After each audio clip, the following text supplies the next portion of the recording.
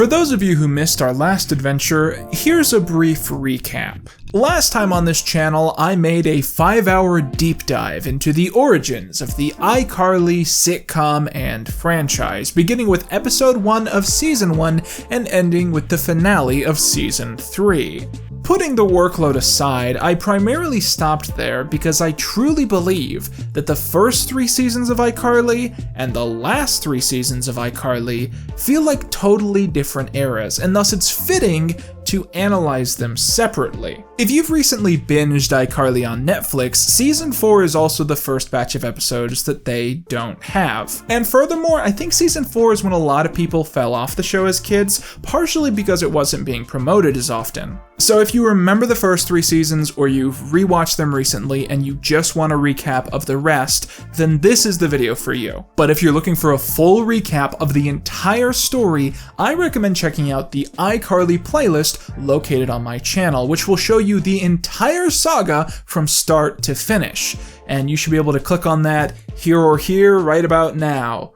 Unless you're watching this on a TV, in which case, what, are you showing this to your mom? One last thing before we really start here, and this should be obvious, but I just want to get it out there.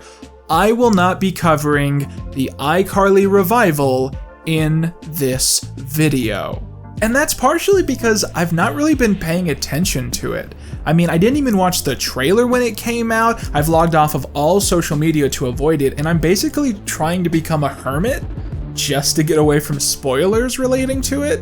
But more importantly, as I've said many times, and I will continue to say, I started working on this project before they announced the revival. And in my eyes, the revival doesn't exist until we get to it. For me, the year is 2010 and a brand new season of iCarly is about to start airing. There's just an order to these things, and I kind of have a vision as per what I'm doing here, and trust me when I say when we get to the end, I think it's all going to be really, really satisfying. So if you don't want to miss the inevitable video where I do a review of the entirety of that thing that we're now going to pretend isn't real, I suggest going down, hitting subscribe, and setting the bell to all notifications. I know it's probably depressing that I keep saying this, but I really am generating a lot of motivation by the fact that we keep gaining subscribers, and I want to keep that momentum going. So you guys going down, hitting subscribe, it takes 2 seconds, and it really, really makes my day. However, I also want to quickly mention that if you really like these videos,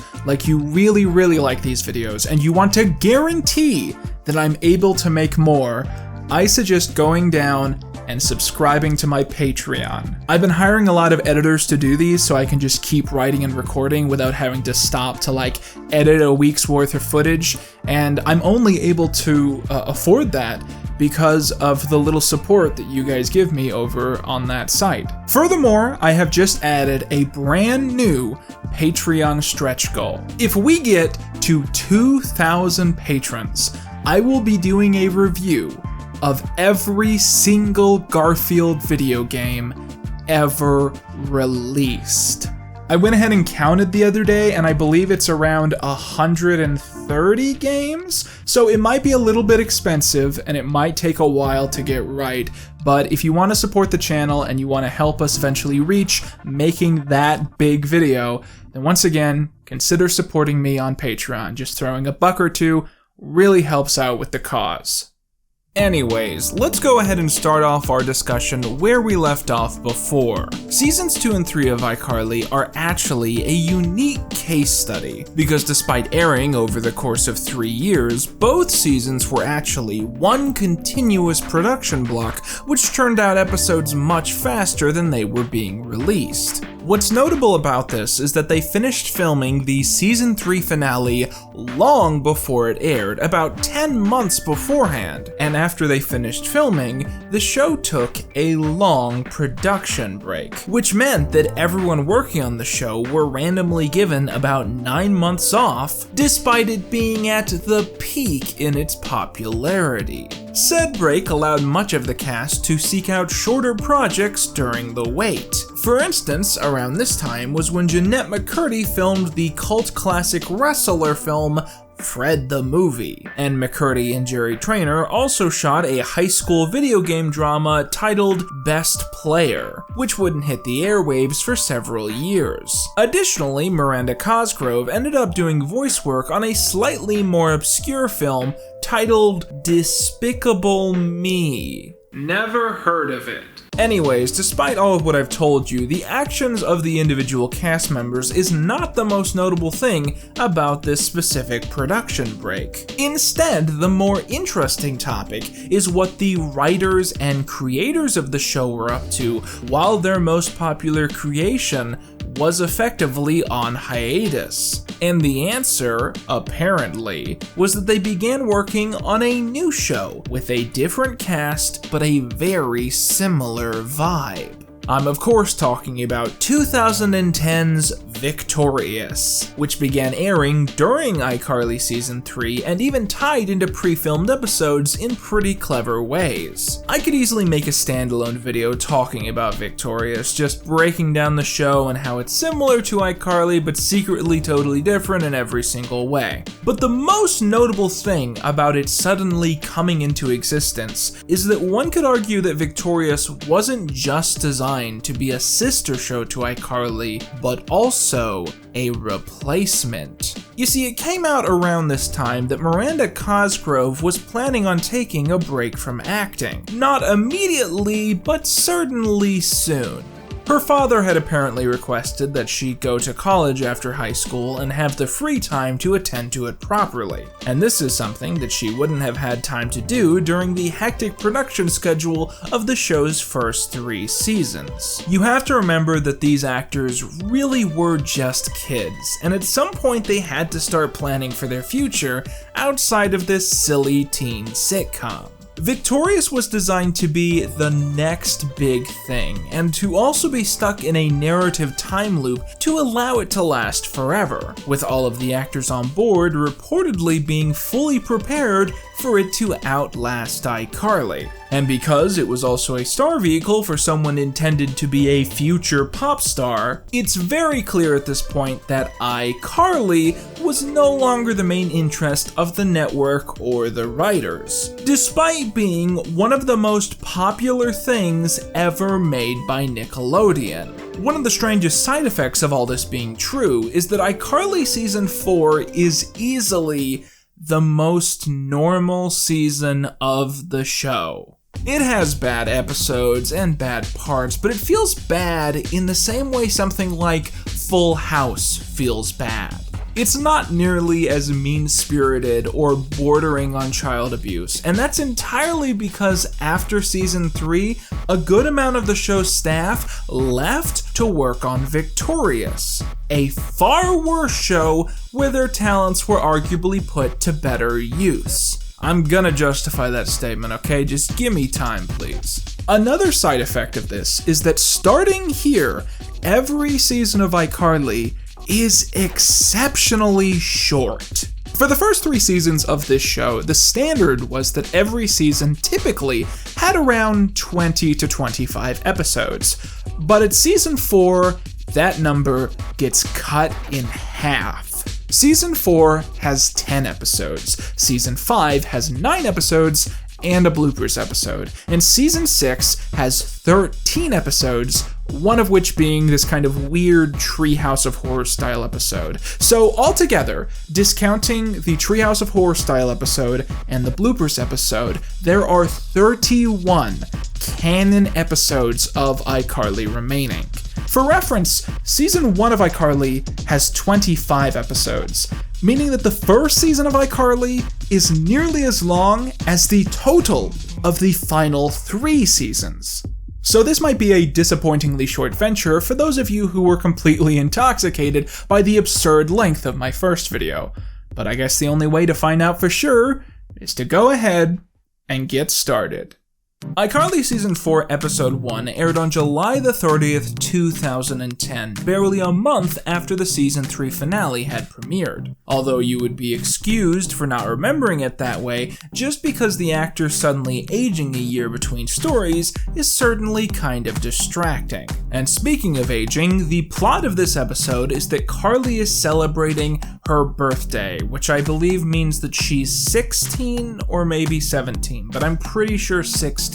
Anyways, the gang get together and throw her a surprise party with all of her friends and loved ones. Freddie, Sam, Spencer, Gibby, that guy from the smoothie shop, like the fully adult man who came to her 16th birthday party. That's normal. Carly notes that this is a lot better than her last birthday, which Spencer apparently royally screwed over by taking her to a petting zoo, where a goat— Don't talk about what the goat did! Long story short, Spencer is apparently committed to getting things right this time, and does so by making a gummy bear themed lamp for Carly, which he asks Gibby to take up to her room and plug in as a surprise. And you know, the crazy thing is, 65 episodes in, we still haven't seen Carly's room. Which is weird because they mention it constantly, and obviously it's an essential part of her life. It's where she spends most of her time off screen. And that's one of the reasons that this episode was so hyped up. Because this is the first episode in the entire iCarly series where we finally get to see what Carly's room looks like.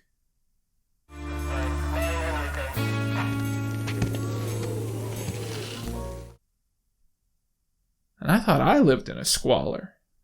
Yes, Spencer's well-intentioned birthday present has caught fire to Carly's room, destroying everything she holds dear. I bet what that goat did to you last year doesn't seem so bad anymore.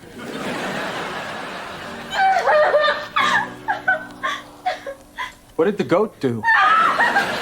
Spencer, as an insurance representative, look at everything destroyed in the fire and is shocked to learn that an antique watch gifted to them by their great-grandmother is so valuable that he is immediately given a check for $82,000. He intends to use said money to build Carly a brand new room, but sends her off to get a job at the Groovy Smoothie to build the expectation that they're out of money to help repair her room. That night, Spencer has a dozen people over to speed build her a new bedroom, while Carly emotionally struggles over at her new job. Come on, Carly. So your room burned down. Look at the bright side. What's the bright side? Anyway, Carly comes home defeated, underpaid, and depressed, but is reluctantly dragged upstairs by Spencer as he shows her the new room which they have built for her. Truly, one of the coolest living spaces you could ask for as a teenager, all funded by the $82,000 that they were given by insurance. Spencer spent it all on your room. The whole wad, baby! Which is so stupid because we rent this place, but who cares? So yeah, they all celebrate the coolness of this new room, Gibby says some funny stuff, and the episode concludes to a credit scene of the cast singing the Victorious song to try and get you to watch that show instead. This episode sets into play some core new elements of the show from here on out. First of all, Carly's room is quickly going to become a core centerpiece to the show's storytelling. While previously, the gang would basically only be portrayed hanging out on the iCarly set like that is Carly's bedroom, from here on out this room becomes a lounge of sorts where the characters spend a good amount of time together. However, a lot more notable is the episode's treatment of Gibby and T-Bo. While previously both had been well-loved supporting characters, from here on out they both get promotions of sort. Gibby, from here on, is billed consistently as one of the show's main characters, and episodes without him are going to become increasingly rare, and T-Bo follows up right behind him, despite how rarely it makes sense that this weird older adult is so emphatic about hanging out with a 16-year-old. The point is that from this point forward, you could argue that the show has gone from struggling to juggle 4 leads to a new total of 6. And with the remaining episodes being so few and far between, I do remember being annoyed as a teenager that the show was continuously losing focus, and I wonder if I'll agree with my former opinion as I keep going further. I do know one thing for sure, it'll be a cold day in hell before I get tired of seeing T-Bo. Hey, what can I get you little ladies today? Do you sell smoothies? Do I? What? Season 4 episode 2 is a special episode because it features a celebrity guest cameo and also a reveal of a lore character who we've never actually seen before. Jane Lynch of Glee fame appearing in the role of Sam's previously unseen mother. In the episode, Sam has yet another series of massive fights with her mother, eventually causing her to suddenly move out and begin living in the Shea household. However, Carly finds it impossible to put up with Sam, mostly because of her obsessive eating, which leaves their apartment rife with uneaten food. And in the heat of the moment, wanting to make things right, she invites Sam's mother over so the two can patch things up. Carly, you got my mother. You guys have to make up. I don't want any part of her. You don't deserve my parts. This episode makes me uncomfortable, and in a way that I guess I couldn't ascertain as a teenager, but is very clear to me as an adult. I think the issue at hand is that Sam's mother, by basic definition of everything we know about her character, is an abusive person. She is abusive to Sam, and that has caused Sam to have massive issues in her personality, which causes her to then be abusive to people in her life as well. And I understand that the pretense of dealing with this kind of thing as a teenager is that if you leave your parents, you become homeless. But Sam does not owe her mother anything. No child who is abused by their parents owes said parents anything. And I just find the overarching narrative of this one, that Sam and her mother must make up because they're mother and daughter, to be a particularly limited take that is extremely unsatisfying. And furthermore, the more that they try and play it for comedy, the more tone deaf it comes across. Like, haha, Sam grew up without a loving home, haha, Sam's mother is physically abusive, causing her to act out in fits of violence, that's so fucking funny! Carly becomes so worried about the pair that she takes them to family therapy, but the therapist has apparently never experienced dysfunction before, and is at a complete and total loss. Brief pause here, I just want to mention something really quick, one really tiny thing about this episode.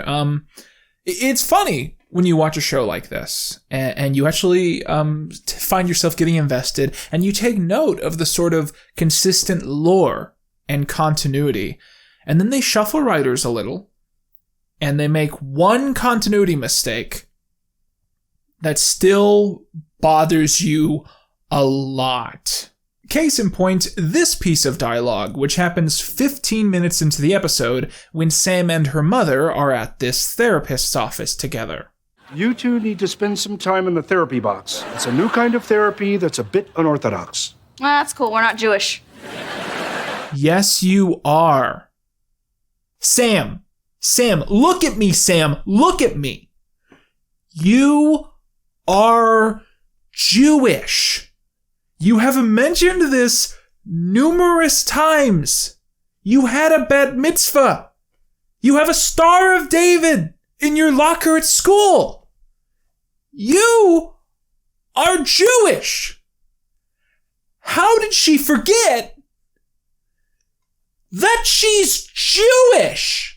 This comment section is going to be filled with people being like, well, what if Sam was just lying about her religion? Yeah, well, what if she was huffing paint thinner? Anyways, so this therapist decides that he wants to try out a new experimental form of therapy. He locks the pair in solitary confinement. And that's it. He locks them in a closet and begins crying. Your friends are insane.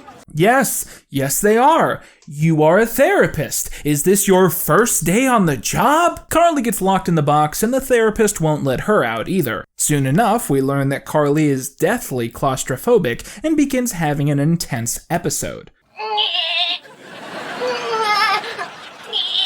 What's wrong? I can't help but notice that she's making goat noises. Is that a coincidence? Or does she have claustrophobia because of the encounter she had with that goat. I don't know, this episode sucks. Meanwhile, in the B-plot, the Groovy Smoothie is suddenly attacked by a hammer-wielding bandit who strikes the store before fleeing in a flash. We soon learn that all the security cameras in the area are busted, as the criminal is infamous for sneaking in beforehand and disabling all of the security cameras in the area. Somehow. However, during the robbery, Freddie is seen testing out a pair of glasses with a hidden camera and manages to film the culprit in the act. In the resulting chaos of him being the first person to ever capture film of this violent hammer bandit, Freddie's full name and address are stated live over the air, leading him to become a paranoid mess as he frets that Maxwell might soon come after him for violent revenge. In the end, Spencer manages to trick the bandit by swapping Freddie's apartment number with another resident down the hall, which somehow works, as the criminal is fully fooled by the tactic. As a kid, I remember this part of the episode being really frustrating, because they present this dude as one of the most stealthy, intelligent criminals in the Seattle area, and also as someone who relies on hitting things with hammers for the second half of his plan, and also as someone who is incapable of noticing when a simple plate switcheroo has been orchestrated in front of him, and also that the police are still incapable of identifying him at this point when he's a pretty outlandish looking dude. Anyways, let's move on to Season 4, Episode 3, I Get Pranky. In the episode, Sam and Freddie are talking about the best pranks they've ever played on people. And Carly admits something. She has never played a prank on someone outside of the iCarly web show. I'm sure it'll happen. When I, meet the right person. The group decide that they have to get Carly to lose her prankginity, but her pranks are consistently terrible and fail to elicit any negative response from her victims. This is until Spencer tells her a story of how when he was in the 9th grade, he was once known as the Prank King, until things got too far and he accidentally injured several of his classmates by getting garlic powder in their eyes. It's supposed to be funny! It was just a prank! Carly hears the story, but all she takes away from it is that Spencer can teach her how to do good pranks. Spencer insists that he's quit the game, but after a round of puppy dog eyes, he eventually relents. Shortly thereafter, Carly texts Sam and Freddie and tells them to come to the iCarly studio. There they see a dish tray and a note which claims to be from Neville, telling them that he's left them a treat. That treat seems to be the decapitated head of Carly, before she reveals that it was just a prank bro. After this, we quickly learn that Spencer is now once again addicted to pranks. Carly tries to get him to stop, but he doesn't, and he pranks more people. He gets beat up, he decides not to prank people anymore. This episode is all B-plot. I remember this being a very common thing from here on out. Okay, so there is one part of this episode that actually is super notable, perhaps the most notable thing in the entire season. There's a scene around the middle of the episode where the characters tell Gibby to climb a ladder and then jump from the ceiling, and sure enough, he goes ahead and does that. Wait, we forgot Gibby. Oh yeah. Gibby! Now, for quite a while, this has gone around as kind of a viral meme, often under the title Gibby Dies, entirely exploiting the fact that that fall really looks like it hurt.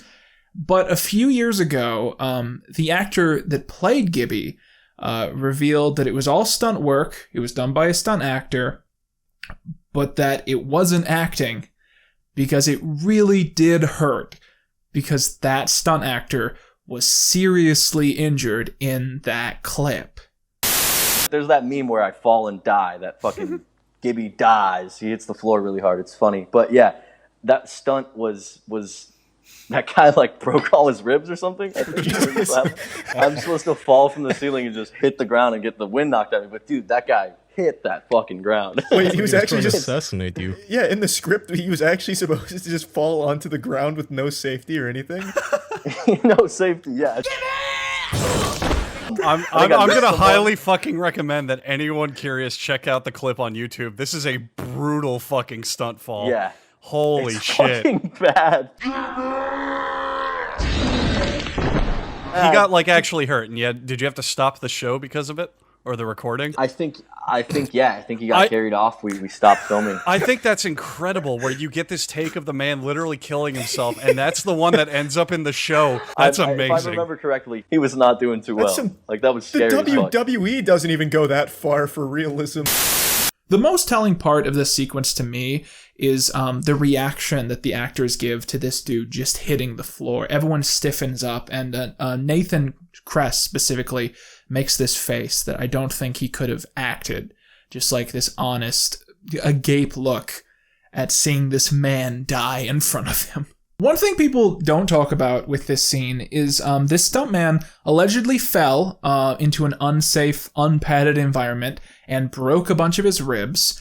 And when they shot the pickup material, I presume a few days later, when they shot that pickup material, they wrote in a joke where Gibby mentions that he broke his ribs.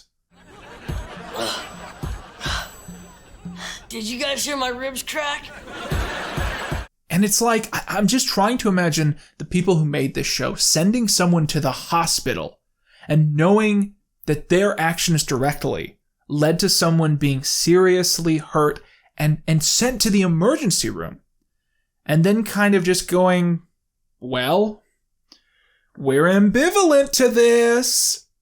Speaking of ambivalence, we're going to skip episode 4 for now because it contains a crime and easily one of the worst things that the cast have done so far. So let's move on to season 4 episode 5, The Boring Wedding One. A fan sends in a V-mail saying that they want to propose to their girlfriend live on iCarly. He does so, and she says yes, and all of the iCarly gang are invited to their wedding, with Carly and Sam being the bridesmaids and Freddie being the best man, causing conflict with the groom's brother, who is angry that he was not picked to be the best man. Just watch your back, internet boy.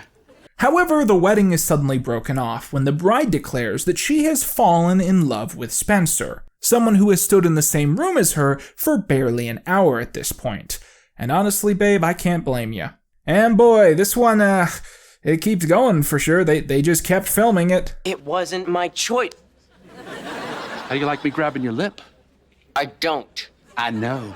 Carly tries to get the groom to sing a romantic song he wrote about his fiancée, but he's so embarrassed that he pisses himself in front of all of their friends and family. But Carly sings the song herself and saves the wedding. Buy the Miranda Cosgrove album, now available for $29.99. Anyways, I love this season because it's all boring. All these episodes are boring, but they don't make me feel bad, which is an improvement. We're halfway done with the season, by the way. Season 4, episode 6 should be a bit of a salvation for us because it's the first real event episode of the season. And furthermore, it's one of the last episodes in the show's run, which is unambiguously about an element of influencer culture which hasn't really been properly explored yet. That being, web creator conventions and the ways that audience members can interact with creators at said events. I'm of course talking about the classic 2-part episode, I Start a Fan War. At the start of this episode, Carly is at school and ends up crushing on a specific generic boy toy who she sees in the hall. Freddie, showing off his slowly developed sense of maturity, actually flaunts no signs of insecurity about this, nearly encouraging Carly to go after him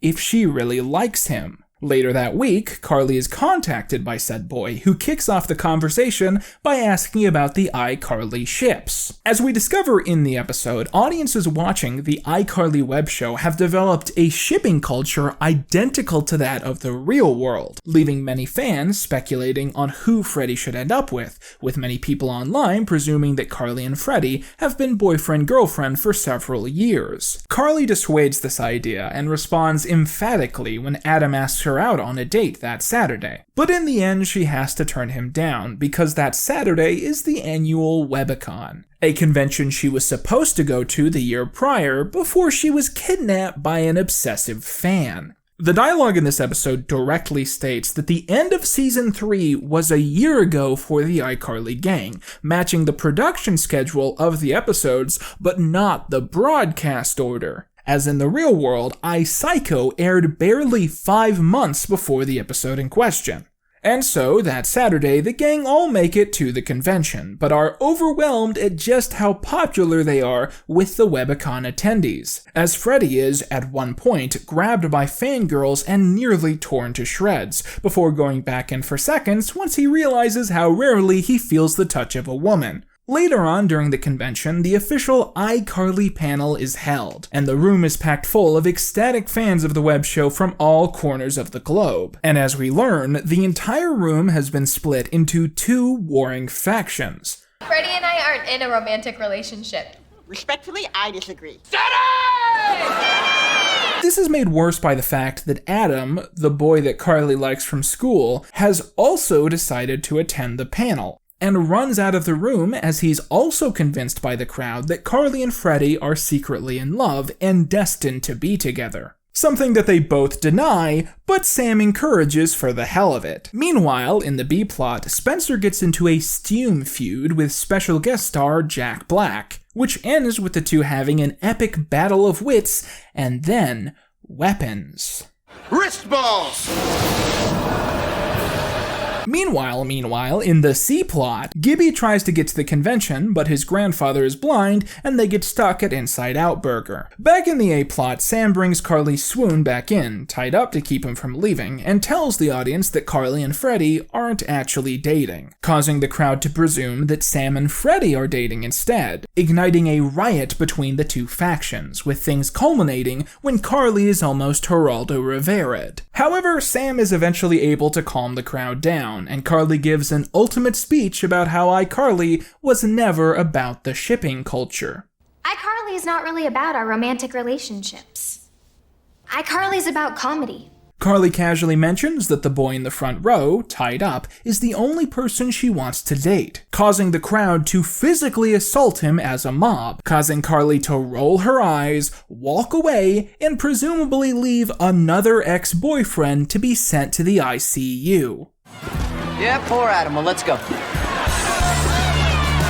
You see, guys, this is what iCarly is about. Avoiding the repercussions of your actions. I Start a Fan War is one of the final episodes in the show's run dedicated to studying unique aspects of internet culture. In this case, the phenomenon of people shipping real-world people with each other as if they're cartoon characters and not real human beings. However, in a much larger way, we have to recognize that that's not what this episode is about at all. In reality, I Start a Fan War is an anti-subtle criticism of the iCarly fandom itself, essentially telling the viewers at home that they enjoy iCarly for the wrong reasons. I've been told the creator of the show at the time would often use his internet blog to vent about shipping culture in his shows, and this episode was most likely a way for him to try and dissuade audiences away from topics like that. Which is kind of weird because most of season 3 was dedicated to fanning the flames of the shipping wars. Even this episode itself was promoted as if it was an episode which was explicitly romantic, which obviously wasn't the case. This is certainly an episode that I remember watching at the time, but I also think it was the first episode I ever saw that made me kind of realize that iCarly was going to take a bit of a dip in quality. I actually remember right after I finished this, I had this awful gut feeling that we were going to get to the finale and Freddie wasn't going to end up with anybody. You know what I mean? And today that sounds like a dumb thing to complain about, but I mean, this was 5 years. A 5-year story arc that Nickelodeon got an entire generation hooked on. And the answer that they came up with was that you were a loser if you cared what was going to happen. But I think another oncoming fault line that this episode set up is that iCarly started out as a sitcom about a group of fictional teenagers who become internet famous within their universe and the repercussions of that happening to them. However, by this point in the series, iCarly had become such a big show that it pivoted to being a meta-contextual commentary on its own existence as a cultural phenomenon. So they're starting to kind of phase out the well-thought-out and intelligent storylines about internet culture, and they're replacing all of that with jokes where the characters know that they're in a sitcom. Happy birthday! What is that, your catchphrase? In other words, the show has bought into its own hype in a way that I find to be personally pretty annoying. And the more we continue past this, the more the writers are going to spin out, and the more it's going to feel like they absolutely despise the reasons that kids were watching at home. Anyways, let's dive deeper into the filler as we look at Season 4, Episode 7, I Hire an Idiot. Let's get through this one fast, it barely deserves mention. The iCarly gang are tired of working on the web show and decide to hire an intern. However, Carly and Sam decide to hire a dude who's 2010 hot despite him being a complete and total idiot. Said himbo continues to mess the show up, but Carly and Sam are so transfixed by his raw sexuality that they refuse to fire him. In retaliation, Freddie hires a female version of this, which the girls decry as offensive, but Freddie says he will only fire his hot idiot if they fire theirs. I'll fire my feminine when you fire your imbecile.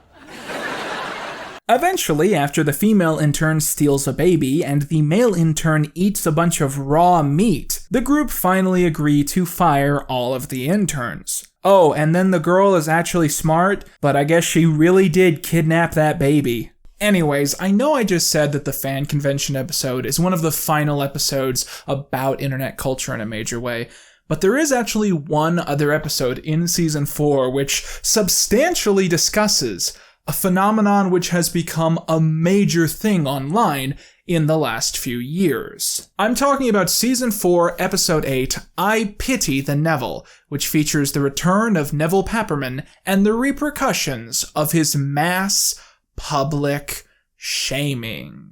So the plot of this one is all about the phenomenon of Karens. Viral clips of human beings being absolutely god-awful people and then becoming the fascination of a very bored and very angry planet. In the story, Neville is randomly caught on video yelling at a girl for bumping into him at the store, causing her to begin crying as his anger only grows. Anyways, this viral clip receives millions of views on Splashface, and his life is ruined overnight, causing all of the gang to celebrate as they rightfully should. They then record the new episode of iCarly, which features a cutaway skit where Freddie is dressed up like a sexy vampire. This skit really isn't that funny on a surface level, but the on-point visuals are so goddamn surreal that I'm trying to find all of the words in the world to describe this, just so I can continue to show you visual examples of Freddie dressed up like Robert Pattinson.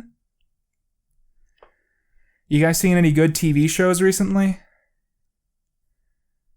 I haven't. The gang throw what they designate a karma party, a party celebrating that the life of their arch-nemesis has fallen to pieces exclusively due to his own actions. There, Freddie discovers that girls in Seattle are obsessed with his performance in the skit, swooning over him, but only when he does the Twilight voice. I edited that whole movie with some new software I just got. Cutting room flow. Yeah. That was it. Seriously. Meanwhile, Neville's whole life has fallen to pieces, as everyone he runs into treats him poorly because they've all seen the viral clip of him being cruel. Tortured by this, Neville becomes consumed with an ongoing flood of self-loathing and self-hatred, even losing track of his ambitions for revenge and rue. Neville goes to the iCarly gang and tries to convince them to allow him to use the iCarly platform to show that he has regret for his actions. Sam says they'll do it, but only if Neville drinks punch from her dirty sneaker, which she's been using for over a year. He goes through with this, and they agree to help him, filming an apology video where he gives out free smoothies and bags of creamed corn. Of course, this goes over terribly, as the internet en masse sees through Neville's desperate attempt to find a way out of his mistakes, and then go after the iCarly gang for colluding with him. There's this really weird joke at this point where Spencer is,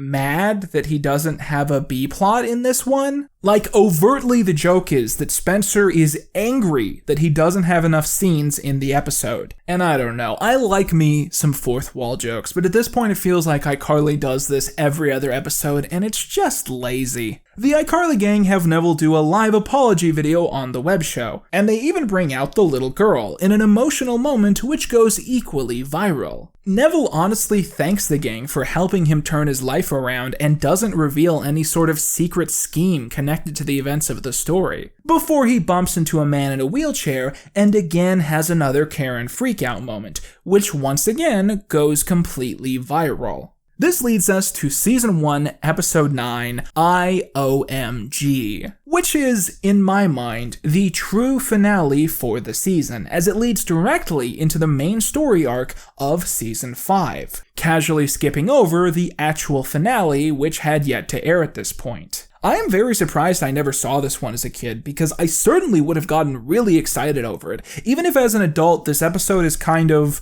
really weird. Let's break this one down. In the story, we learn that Ridgeway has an annual tradition wherein the student body are locked in the building overnight and forced to work on various science experiments. The school recently has had a new transfer in a guy named Brad, who actually applied to be an intern on iCarly several episodes earlier. And Freddie and him begin working on a phone app for their school presentation. The app is designed to scan the faces of whoever uses it to identify the mood of the person in question. Sam, when hearing this pitch, decides she wants to join in, as she begins spending copious time with the two boys. On the day of the lockdown, Freddie scans Sam's face as part of the experiment, only for it to identify her mood as being in love. He shares this information with Carly, and they both come to the exact same conclusion about all of the clues laid out before them. Sam is in love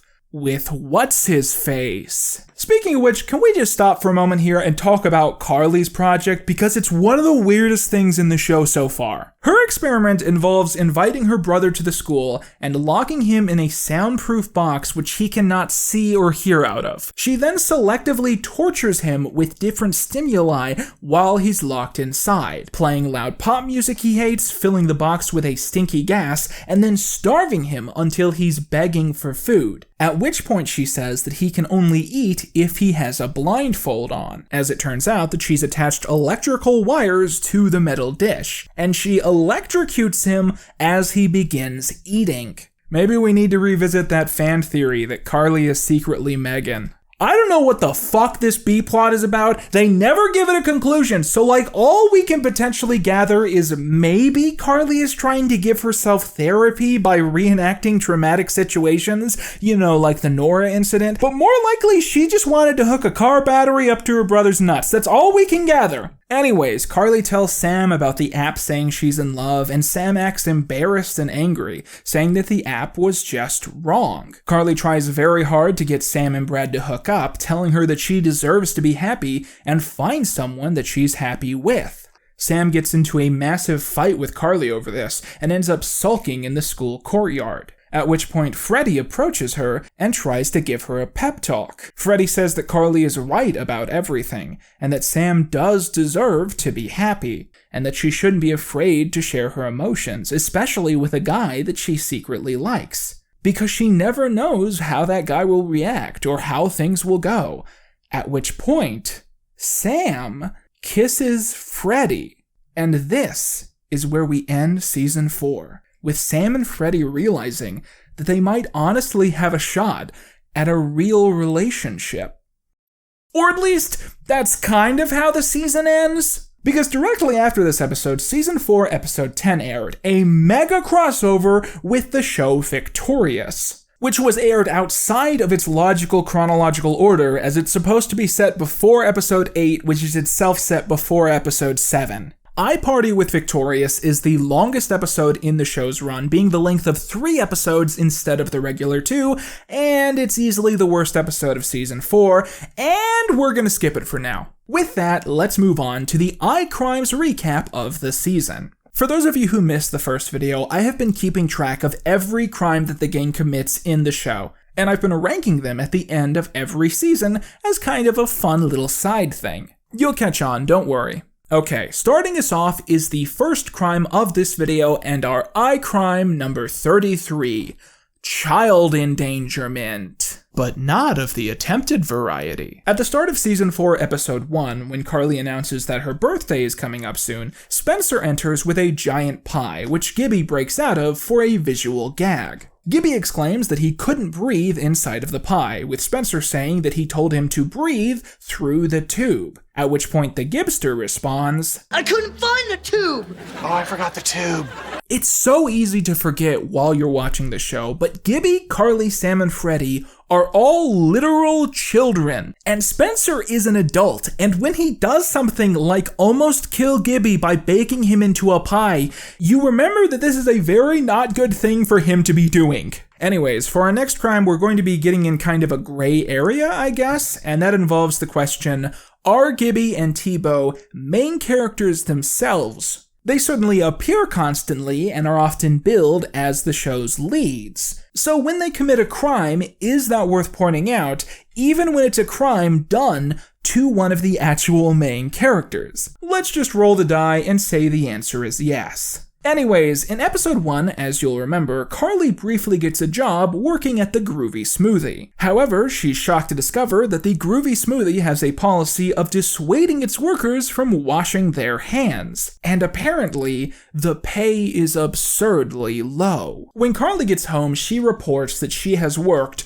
12 hours straight and was barely paid enough to afford a single can of paint for her bedroom. First of all, T-Bo is clearly violating Washington's strict child labor laws, which clearly state that a 16 to 17-year-old should only be able to work 8 hours in any given day. And second, based on Carly's estimate that she, quote, barely made enough for a single can of paint, let's go ahead and presume that she made about $45, on the pricey end of that estimate. If that is the case, then Carly was paid $3.75 an hour, far below the $8.55, which was the minimum wage for Seattle in 2010. Now, if Carly had been 14 to 15 in 2010, then she would have qualified for a slightly diminished minimum wage, a minimum of around $7.20 an hour. But as we've established, basic continuity within the show easily makes it that she has to be 16 to 17 at this point, and thus qualifies for the full $8.55 pay rate. I can easily say, based on my studying of Washington law, that T-Bo in this case has easily violated 3 very explicit and well-known Washington rules and regulations, by not enforcing the washing of hands, overworking minors, and underpaying staff.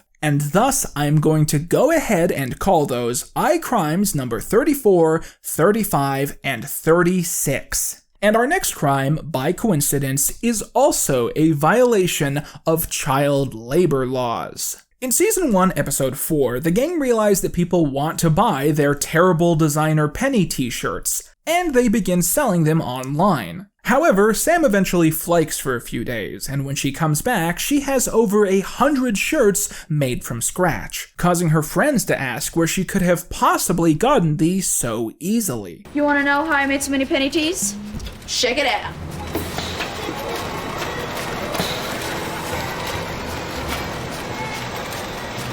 Yes, this isn't a dream sequence or anything. Sam has made a sweatshop where the workers are 4th graders and she pays them $5 a day. You'll also recognize this room as the one where that dude fell and broke all his ribs. Truly cursed ground. I don't know what you guys want me to add to this one. Like here, I googled if sweatshops are illegal. Google says yes. Details about the sweatshop, right.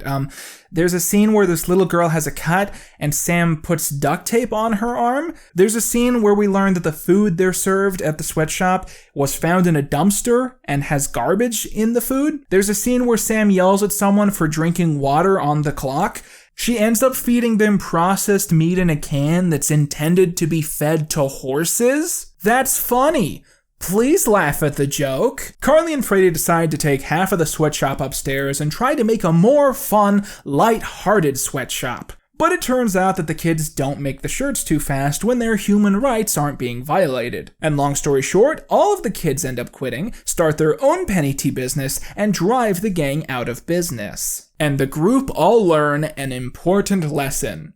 You would hope. Next is iCrime number 38. In the B-plot of the wedding episode, Gibby sees a $5 bill in a tree and tries to go get it. He stops an elderly woman on the street, basically hitting on her, and asks for her help in exchange for the two going and getting coffee. Eventually, he is able to get the bill, but when he falls over, he accidentally knocks the woman out. He then flees the scene, taking Guppy and his money with him.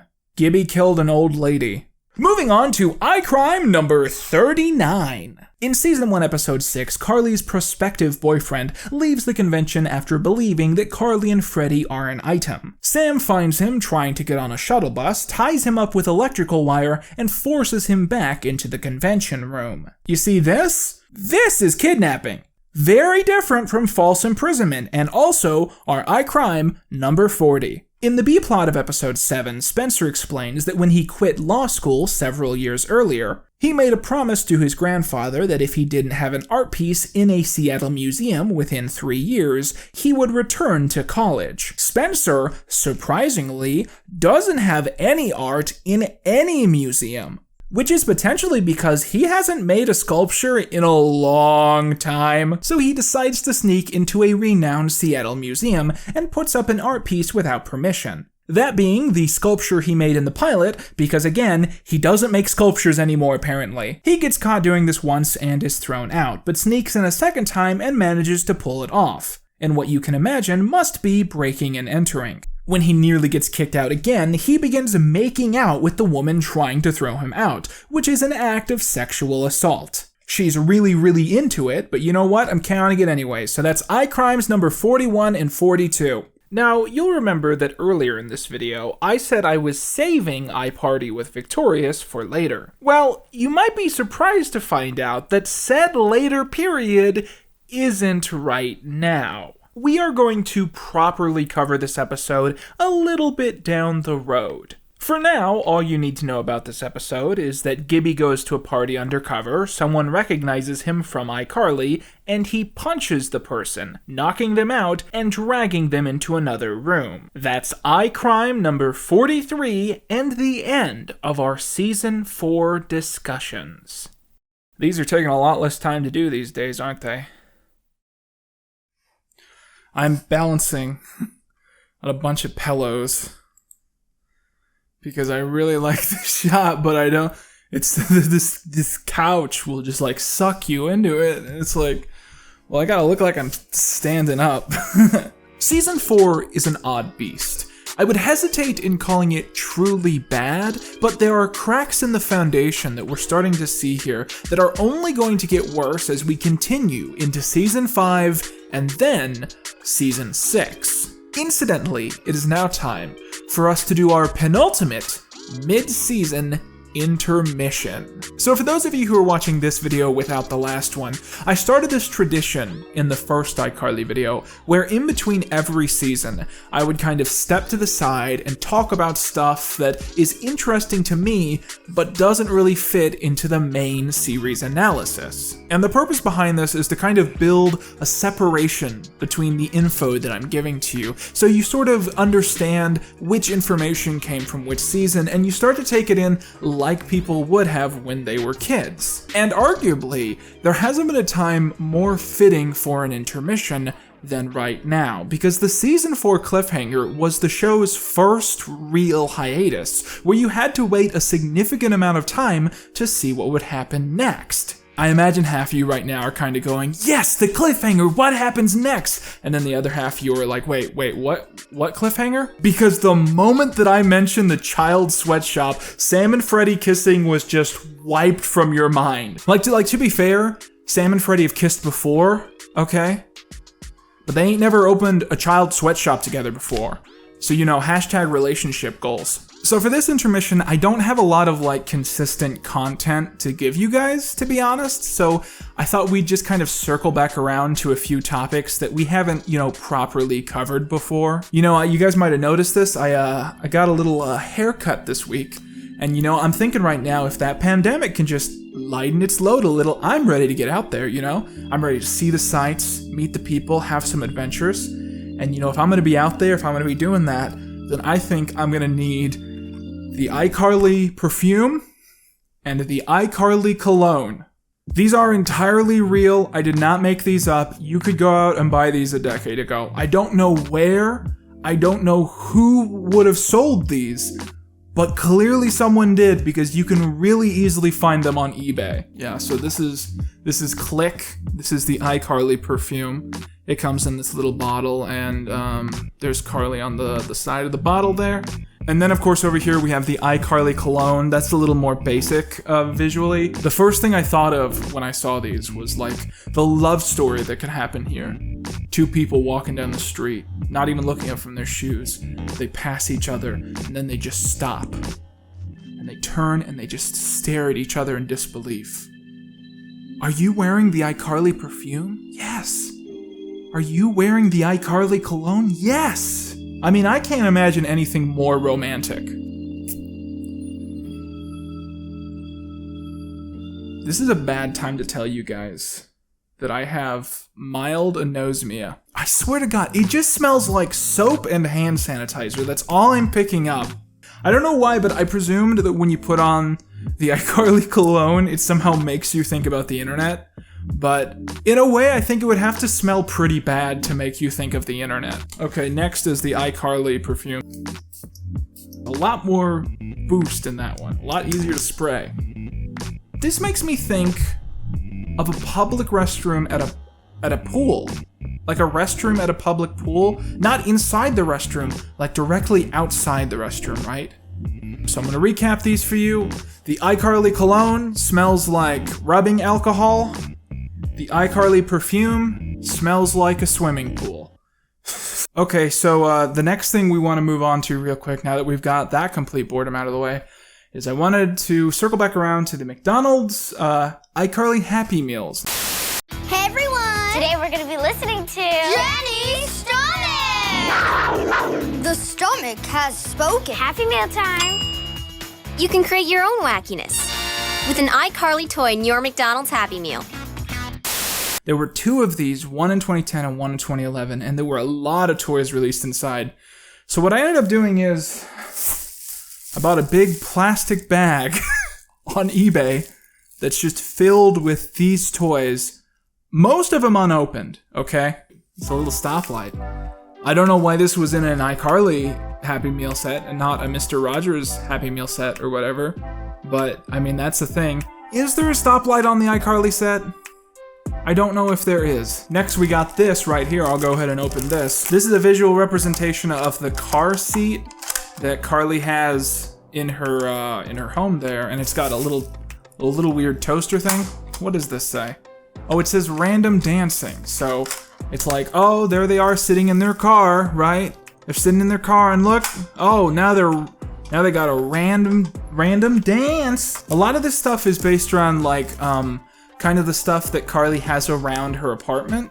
Like this is a little gummy bear, and inside are like some stickers and a pencil that I just dropped. Like, to be honest with you, if I was a kid and I saw this, I would never think iCarly, because I know they have like a bunch of these dogs on their set. It just doesn't read iCarly to me. Like, what is just a dog? One of the things in this set is like a little gumball Tom Servo head, and even as an adult, I don't know what this has to do with iCarly. I know there's a little piece of paper here. Pull that out, what happens? Oh my God, look at that. Here's what it has to do with iCarly. It's a bunch of stickers on a roll. And when you pull Tom Servo's tongue out, you can pull off some of these stickers. You see that? This is, of course, like the thing that I think you had to go and get this McDonald's set for, and that's Baby Spencer. I mean, Baby Spencer, this is actually the only Spencer toy they ever made, I think. And the great thing about this is there's this little hole at the top, and I think the idea is you can put your own face into the Baby Spencer toy and make your own baby version of yourself. McDonald's really was a gamble, though, because, I mean, sometimes you just get like this. Like what is this? What is this? Okay. Can I turn it on? I don't know. This probably did something a decade ago.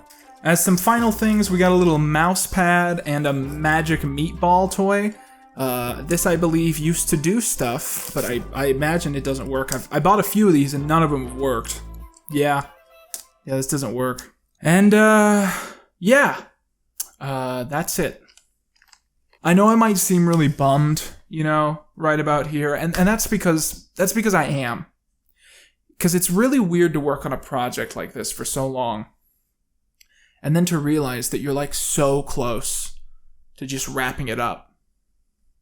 Because after this is the next to last intermission. So after this, it's a season, then a final intermission, and then a season, and then we're done. And I guess I'm just kind of bummed because, this is it. And I just couldn't think of any other iCarly eccentricities to tell you guys about.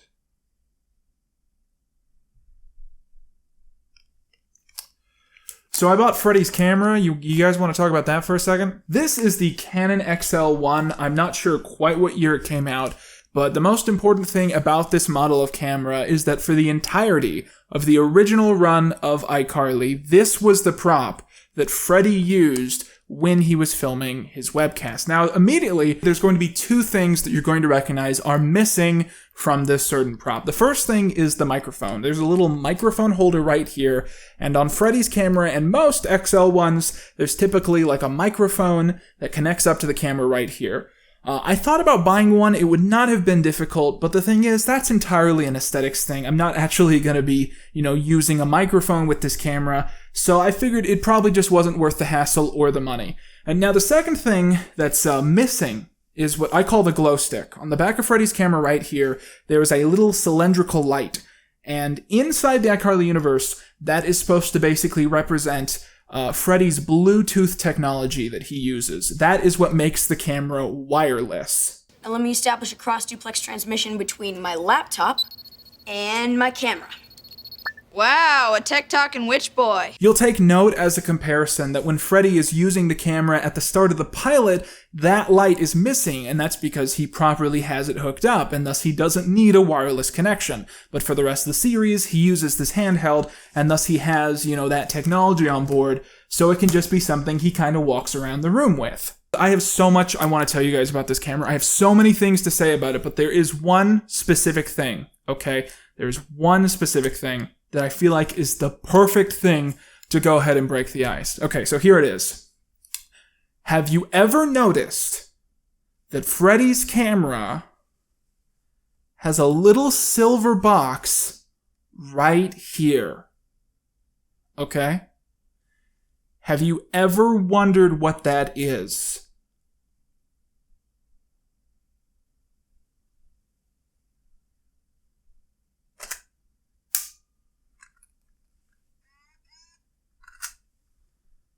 It's a tape deck.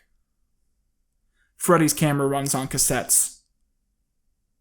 Now, don't you feel like your whole life has been a lie? Despite the fact that iCarly tries to get you to subconsciously believe that this is some extremely advanced piece of HD technology, this camera is the kind of thing you would find in the media room of an underfunded high school. I mean, to be honest with you, this thing is basically one step above a VHS camera, and I'm being very kind when I say that.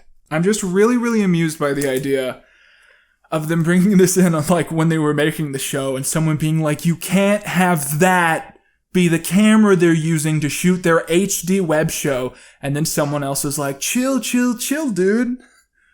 We're gonna stick a glow stick on the back and every kid at home will think this is some shit from the future. I bought this on eBay and I get it and I'm like, they didn't clean it before they sent it to me? Because I pick it up and it's just like, it's so sticky and dirty. So, I get a bunch of cleaning materials and I clean this thing off and there's so much dirt coming off this thing you wouldn't believe. I mean, my paper towels are just turning black. And so I clean it and I clean it and clean it and I go, it's good to have that over with. I pick it up. It's still sticky. It's sticky right now. What I realized, this thing isn't dirty, it's disintegrating. Like, I don't know what material this is. I'm really bad at identifying materials, but it seems like some kind of like weird rubber, and it's just not lasted at all through the ages. So To touch, this thing is just coming off on my hands. This camera is becoming one with my DNA. It is just, sometimes it is hard to rip my hand off of it because the materials are just deteriorating and becoming this like slick goo. I swear to God, my fingerprints are now embedded all over this camera because the material holding it together has become this like like fluid material, you know what I mean? But the weirdest thing about messing around with this camera for so long and trying to understand it so intensely is I've realized that this is actually a realistic thing for a 13-year-old to have in 2007. And it's not good, but I totally believe someone like Freddie would end up getting this for Christmas and would like use the hell out of it until it stopped working. And it's kind of weird that we never actually get to see that. We never actually get to see what iCarly would look like as a webcast if it was really filmed with the camera that we see on set every single episode.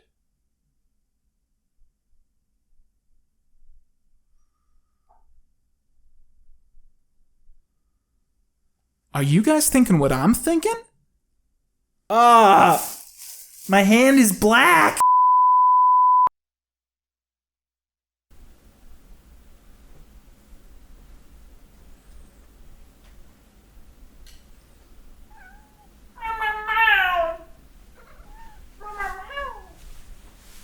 Hello everyone and welcome to the iCarly webcast. This is it. This is the camera that Freddie uses in the show. This is what it looks like when it's really filming something, you know? Yeah, but doesn't this feel kind of realistic for something you would see on YouTube in 2008? Like this specific look. Like not state of the art, but someone trying their best, you know what I mean? And I have to ask, once again, think about it, ladies and gentlemen. Other people might do their iCarly content, okay? But who else in the world would think to record their iCarly video with the actual camera from iCarly? The answer is this guy. He had the same idea. One thing you'll notice here is that there's this little thing flashing in the middle of the screen, and that says that there is no tape in the camera. There is a tape in the camera. This isn't a VHS camera, obviously. It's not a VHS camera, but when I was younger, I actually tried to collect VHS cameras because I very much like this aesthetic. I think this is a cool aesthetic. So I tried to collect VHS cameras, you know what I mean? And what I found is VHS cameras were not designed to last into the 21st century for the most part. So every time I would buy a VHS camera, it would either be broken in some way that made it annoying to use, it would be entirely broken, or it would work for about 3 hours to a day. And the fault with this camera is that it is now incapable of telling if there's a tape in the machine or not. And obviously, if it can't tell if there's a tape in the machine, then it can't record very well. This whole setup makes me really nostalgic because I used to film with VHS cameras as a kid. And the funny thing is, this apartment is nothing like my childhood home, but even just seeing the walls through a VHS-like format makes me really nostalgic for where I grew up, because that's the way I remember it. I remember it through this kind of weird, grainy filter. And I like to think this is a very nice little quiet moment we've made for ourselves in the video. But I want to say that the reason I want to make this little moment in the video is that I remember iCarly Season 5 being the exact point in the series where I just didn't think it was fun to watch anymore. And I have this gut feeling that I'm going to feel exactly the same way going into it this time. From what I remember, these next few episodes, they're really mean. And they're also the episodes that we've been waiting on. And so I don't think this is going to be a fun thing for me to go through. But sadly, as we always have to say in segments like these, the only way to find out is to go ahead and get started. Now that we've kind of circled back around, can we stop for a moment and recognize exactly how big of a moment the Season 4 cliffhanger was? Constantly throughout the series, it has been teased as a possibility that Sam's cruelty directed towards Freddie is not indicative of a true hatred for him, but instead of an inability for her to find a way to show affection. The idea that Sam either hates Freddie and wants to see him suffer, or likes him and doesn't know how to say it, is something that is purposefully never made clear in the early seasons. The fact that she constantly tries to derail his romantic relationships and grows moody whenever she sees him with another girl is again something that could mean a variety of things, and is left as ambiguous to try and get the teenagers at home excited about the possibilities. And the revelation in season 4 that Sam indeed secretly loves Freddie and wishes she was in a relationship with him, well, it retroactively confirms the hidden subtext of her motivations in the entirety of the show so far. And it additionally sets up a storyline which will take up nearly half of the canon episodes of season 5. Season 4 episode 9 is easily one of the most cute and wholesome stories in the entire series.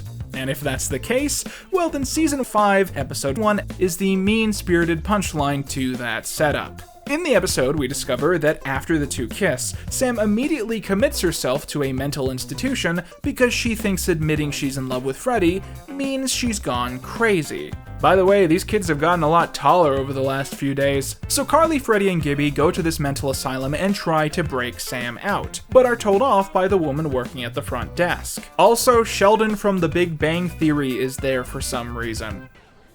Kick my thighs. Kick them hard.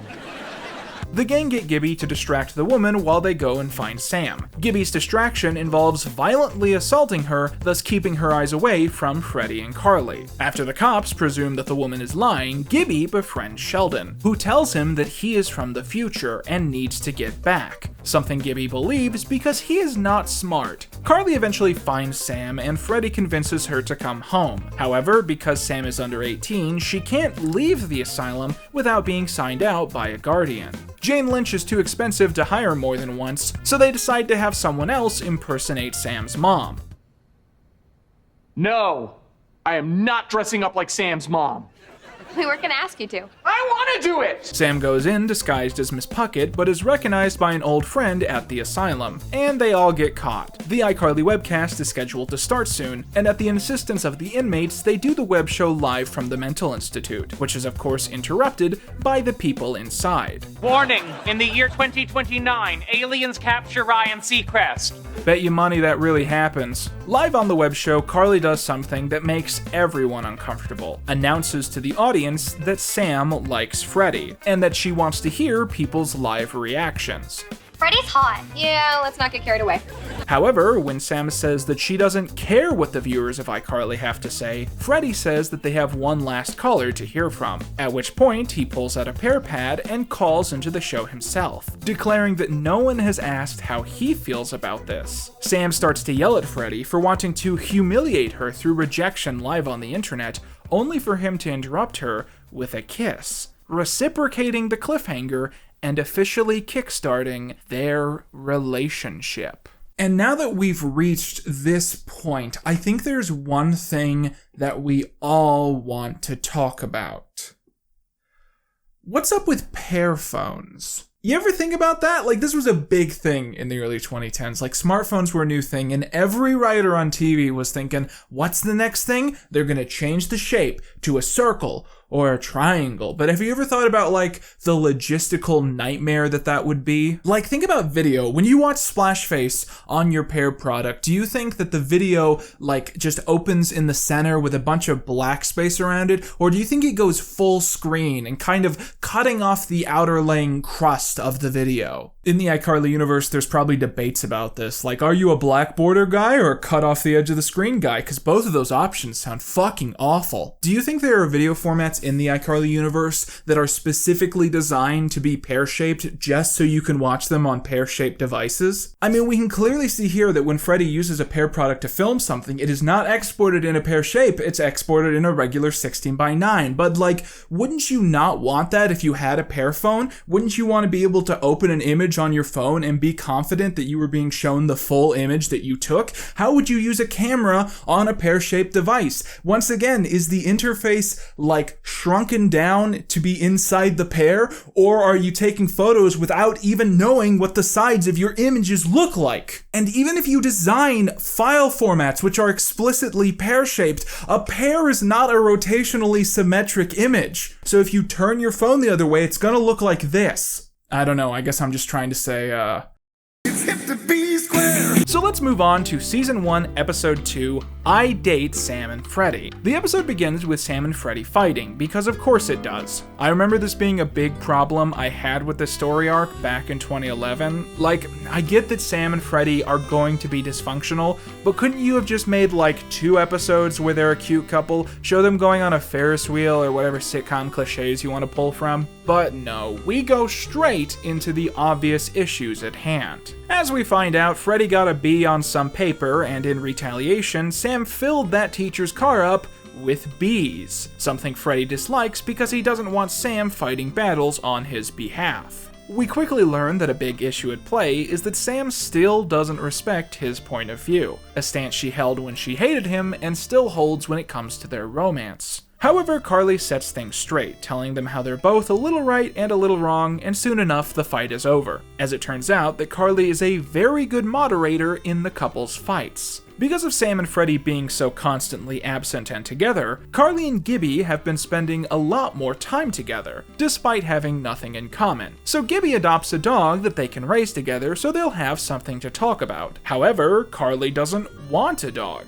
and has to constantly tell this to Gibby while he still believes that they're essentially raising a baby together. This storyline is what I like to call a joke ship. Like, the show sometimes does this, where it'll make a ship episode for a ship that no one asked for, like Spencer and Freddie's mom, for instance. But I have this weird gut feeling that the only reason Gibby is always paired with people as a joke is because he's a little chubby. Because I feel like if this actor lost 40 pounds, they'd give him actual romance story arcs. Meanwhile, in the C-plot, Spencer makes a lawn in the living room, and he mows the lawn, and he shucks corn, and he makes corn juice. This show is out of ideas. Every time Gibby comes on screen, he says his name now, which is like the writers trying to Pavlov dog us into thinking any situation that the character arrives to is funny by default. I think the issue at hand is that Noah looks like an adult now, so the writers no longer find his nudity entertaining. So they just want us to believe by default that Gibby himself just invites a funny aura, when that really isn't true. Because Carly is so good at mitigating their arguments, Freddie and Sam begin constantly returning to her to try and get satisfying consultation. At one point, they wake her up at 3 a.m. because they've gotten in a fight about which of them have worse moms, before she goes back to bed. Eventually, they start bringing her with them on dates, asking her to sit in an island to the side and put aside any disagreements that they end up having. Carly becomes increasingly stressed out until she eventually has a meltdown in the middle of a crowded restaurant. Afterwards, she delivers her final judgment. If they can't work these things out on their own, then they shouldn't be dating at all. And that is how we end Episode 2.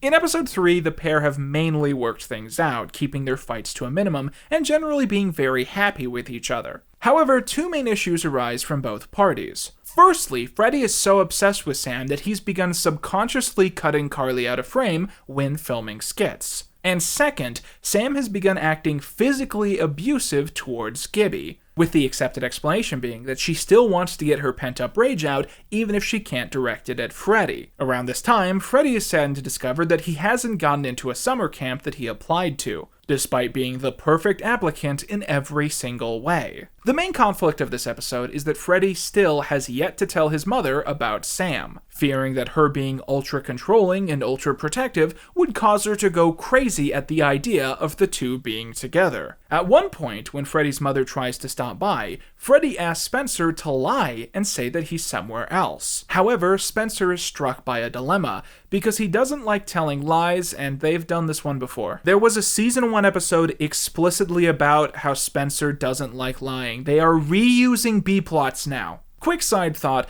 the biggest downside to Sam's mother being played by a celebrity guest cameo is that there are a ton of episodes this season where it feels like her showing up would add a lot to the story. Like, the idea of having an episode where both of their moms are teaming up to try and stop them from dating, I don't know, that just seems like the kind of entertaining thing they would have come up with back in Season 1. Gibby decides that he's had enough of the pair and ends up telling Freddie's mother about the relationship, causing her to scheme to break them up. At one point, at the suggestion of Gibby, Freddie's mother tries to bribe him with a piece of metal worth almost $100,000, saying that he can keep it if he breaks up with Sam. So to repeat that, Freddie's mother tried to bribe him with $100,000 to break up with Sam. A third time, Freddie's mother bought something worth $100,000! Sam and Freddie end up not showing up the night of iCarly's broadcast, and so Carly and Gibby have to do it on their own. I'm Carly!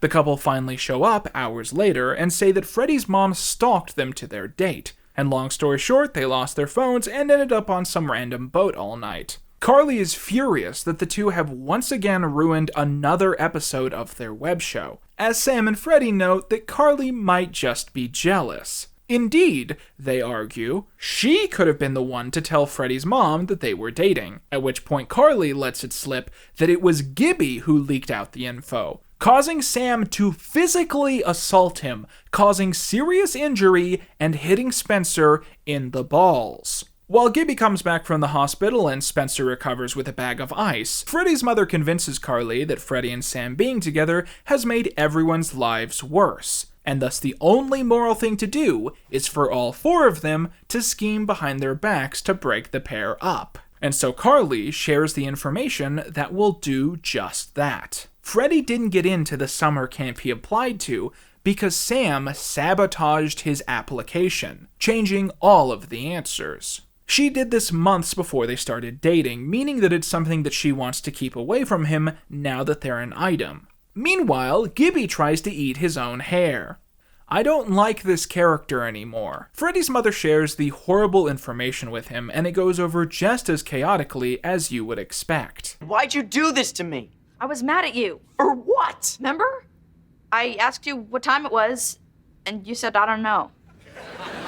Freddie is extremely mad, and it really seems like the two are going to break up before Carly runs upstairs and decides to intervene, telling Freddie that he can't break up with Sam over this. Gibby decides he's changed sides and drags Mrs. Benson out of the room, as Carly forces the two to stay together, saying that Sam is like a wild pet. There's chaos that comes with her, but that doesn't mean she doesn't love you. As the two embrace, Gibby begins singing an original love song, implying that somehow this was his plan all along.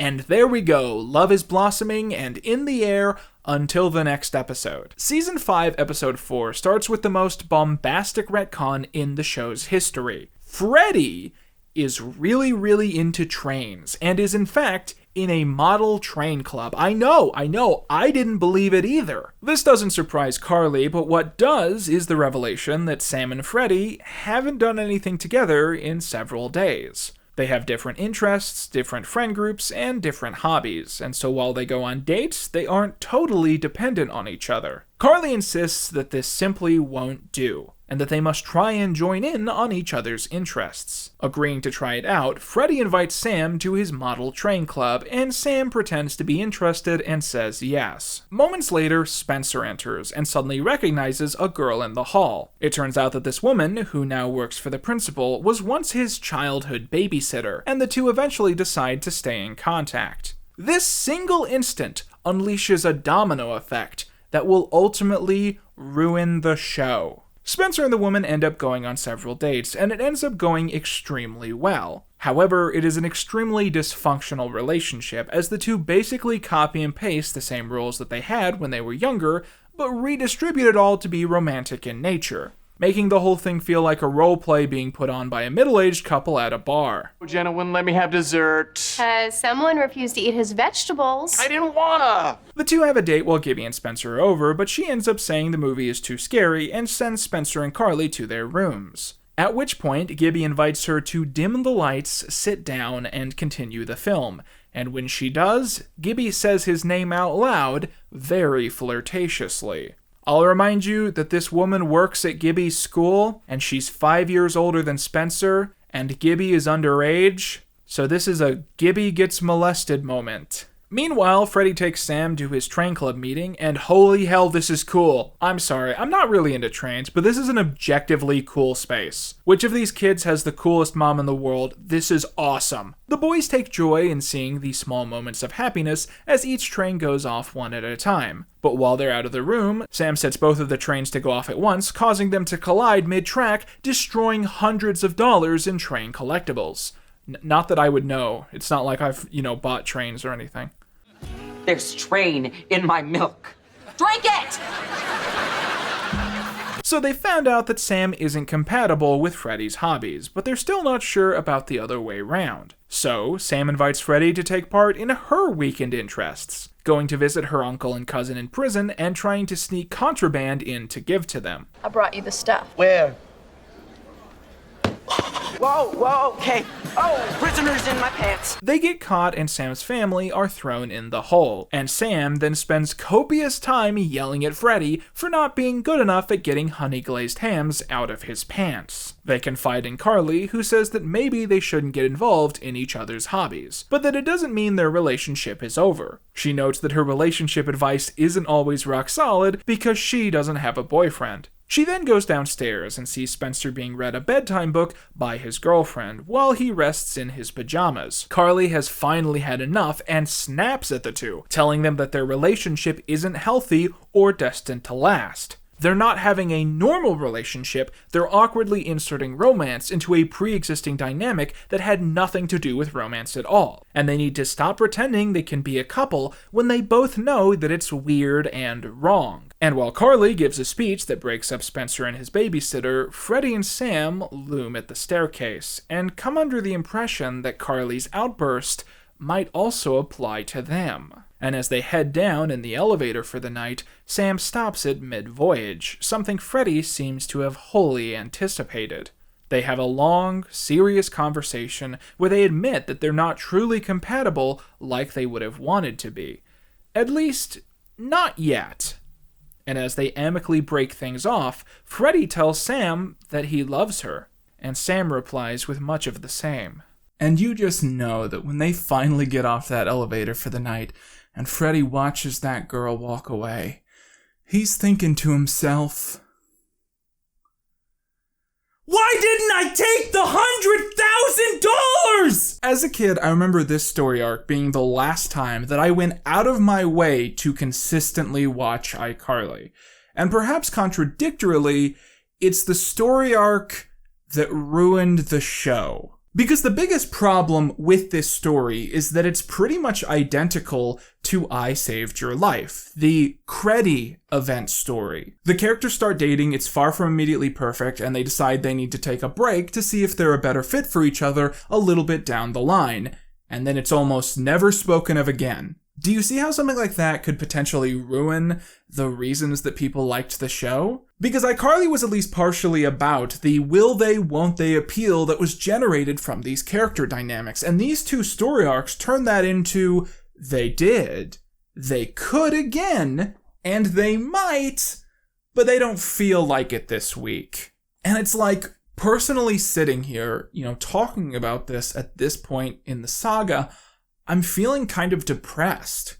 And I'm sure you guys are feeling that at home secondhand. Because the SETI story arc was a lot of build-up and then a really disappointing payoff in some of the weakest episodes in the show's history. And here's what this has always been about. iCarly doesn't do storylines about the web show anymore. They don't do storylines about romance anymore. And Spencer doesn't even really build sculptures anymore. So why are we still here? What is all this about? How is this even still iCarly? Because this might as well be Good Luck Charlie for all I care. We have 19 episodes left. What could those 19 episodes possibly be about? What, are they gonna go work at the Apple store? Are they gonna open a restaurant? Are they gonna go on Jimmy fucking Fallon? I think the people working on this show didn't understand the appeal of the program, and they really didn't understand why people liked the SETI ship. I know, it's become pretty obvious at this point that I was a SETI shipper. I was from the very beginning. And to be honest with you, I've never even met a Creddy shipper. I don't think it was that popular.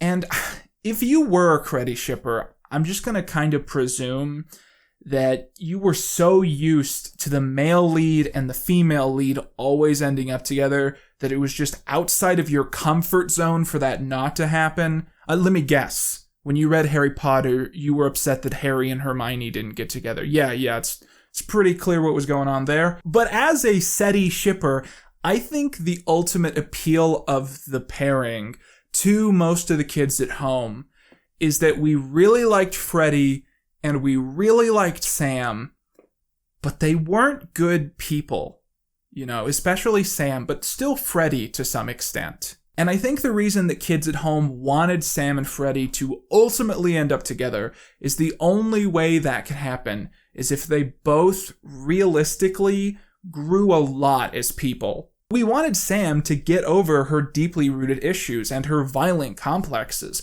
and we wanted Freddie to develop a damn backbone and learn some street smarts. But I think that's not what the showrunners wanted. They just wanted a new couch gag every week.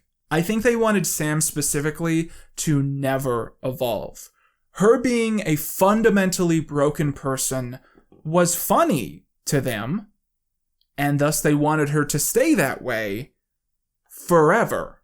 I have this thing I say a lot, that sitcom characters are not allowed to be happy because most sitcoms are about dysfunction.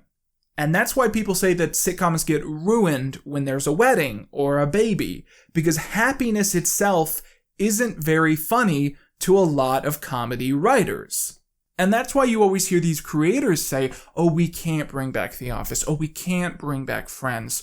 Because the only way to make these shows work is for everyone to be miserable. And these characters, they deserve to be happy. And after this storyline, I think a lot of people just clocked out on iCarly because we all realized that the only way that these characters were ever going to be allowed to be happy is if the sitcom ended. And they were allowed to stop existing with a smile on their faces.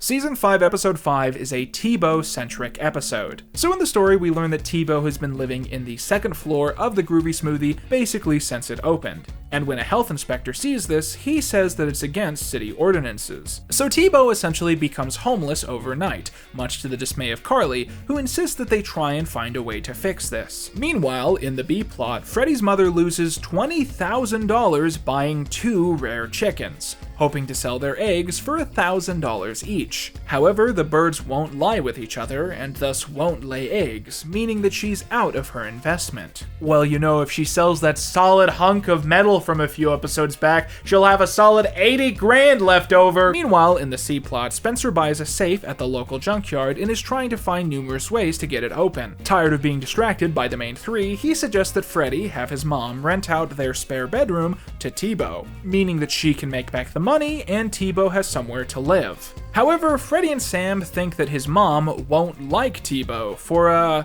reasons, and they decide that they need to change him.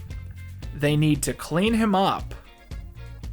Freddie's mom doesn't like black people. Meanwhile, in the D-plot, Sam finds a really big fork and decides she needs to use it as much as possible, obsessively eating with it as often as she can just to indulge the art of oversized cutlery. Meanwhile, in the F-plot, Carly meets a cute boy at the Groovy Smoothie, but is horrified to discover that he's snobbishly intelligent, enjoying foreign films and being well-versed in the modern world. She begins studying for dates with him and even asks Spencer to break his nose as a distraction when the date turns sour. So, on the night of Carly's most important date, Freddie, Sam, and Gibby dress T-Bo up in a fancy suit and ask him to talk smooth and suave to win Freddie's mother over. Also, Gibby made the suit himself because apparently he's a tailor now. Carly hides electronics all over the room so she can use them to look up whatever her boyfriend talks about, distracting from their evening as she rarely has any idea what's going on. He catches her in the act, looking at her cheat notes, and declares that she has been dishonest, something much worse than being stupid. Sam is so intent on making Carly feel better that she gifts her giant fork to her, before revealing that she's found an even bigger fork. T-Bo's meeting with Mrs. Benson goes over very well, as he's able to compulsively lie his way into a place in the apartment, signing a lease for a whole year, although he still is going to have to keep up his ruse. Spencer opens the safe, and inside is another safe. Season 5, Episode 6 is the second blooper episode. They are 9 words. Are you happy? Season 5, Episode 7 is perhaps one of the most anticipated episodes we've had coming since Season 3, being a finale to the very episode where I ended my last video. I'm talking about iPsycho, the second part of the Psycho trilogy. At the beginning of the story, the cast learned that Nora Dershowitz, the villain of the original story, is being considered for parole, and that as victims of her crime, they are invited to come and give testimony on if they think she should be kept in prison or released. Sam hits Freddie in the balls and goes to steal his pudding. Meanwhile, Spencer is soaking his feet in milk. I have the weirdest instinct to skip this one. Sam has a resistance to go and testify at Nora's hearing, saying as someone who's been to jail, she hesitates to force someone else to stay there. At this exact moment, T-Bo barges into the room, half-dressed, exclaiming that he's grown tired of the ruse he's had to keep up to continue living with Freddie's mom. Although Freddie insists that lying is a necessity for him to continue living there. Oh, I'm not offended. I feel all warm inside knowing your mom would be disgusted if she knew the real me. That's nice. Let's all just pretend that T-Bo doesn't have feelings.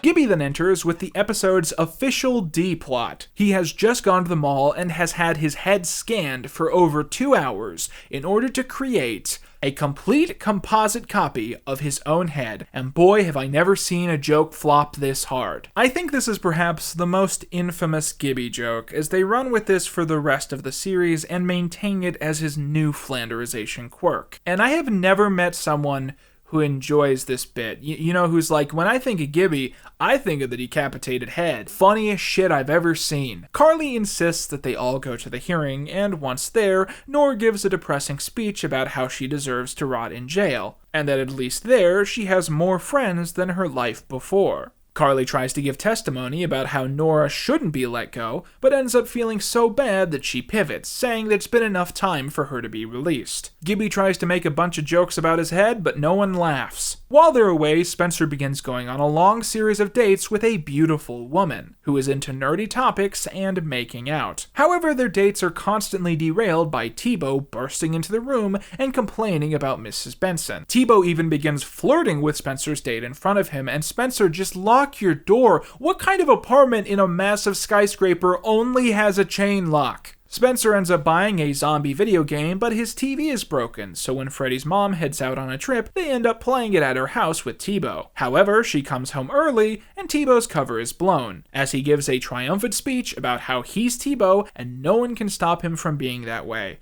Mrs. Benson kicks him out, he is once again homeless. Quick note, if this ever happens to you, stand your ground. T-Bo in this case has a pre-signed lease with Mrs. Benson, meaning that she can only evict him with a 30-day written notice. She isn't allowed to just throw him out onto the street because they had a minor disagreement one day. Nora is released from prison and almost entirely because of the testimony of Carly, and she's placed into the custody of her parents, who, holy shit, that guy's got tiny hands. It turns out Nora's parents are throwing her a coming home party. They've invited all of her classmates from school, none of which are planning to come, and instead, she ends up inviting the iCarly gang, and no fucking way they fall for this twice. They do, and when Spencer comes to pick them up from the house, he too is entangled, and the plan is kicked off as they're all locked indoors. As we find out that Nora's mother is in on the plan to get revenge. Nora's mother has attached Spencer to a gigantic wheel, and if the gang try to escape or retaliate, Spencer will be left spinning in place, surely killing him or something. Nora says that the gang might have gotten her out of prison, but that they also tainted the memory of her 16th birthday party. We're going to undo the taint. And so they plan to recreate said party, but this time, it will truly go on forever. They dance to the music and Freddie is sexually assaulted, which is funny because he's a guy.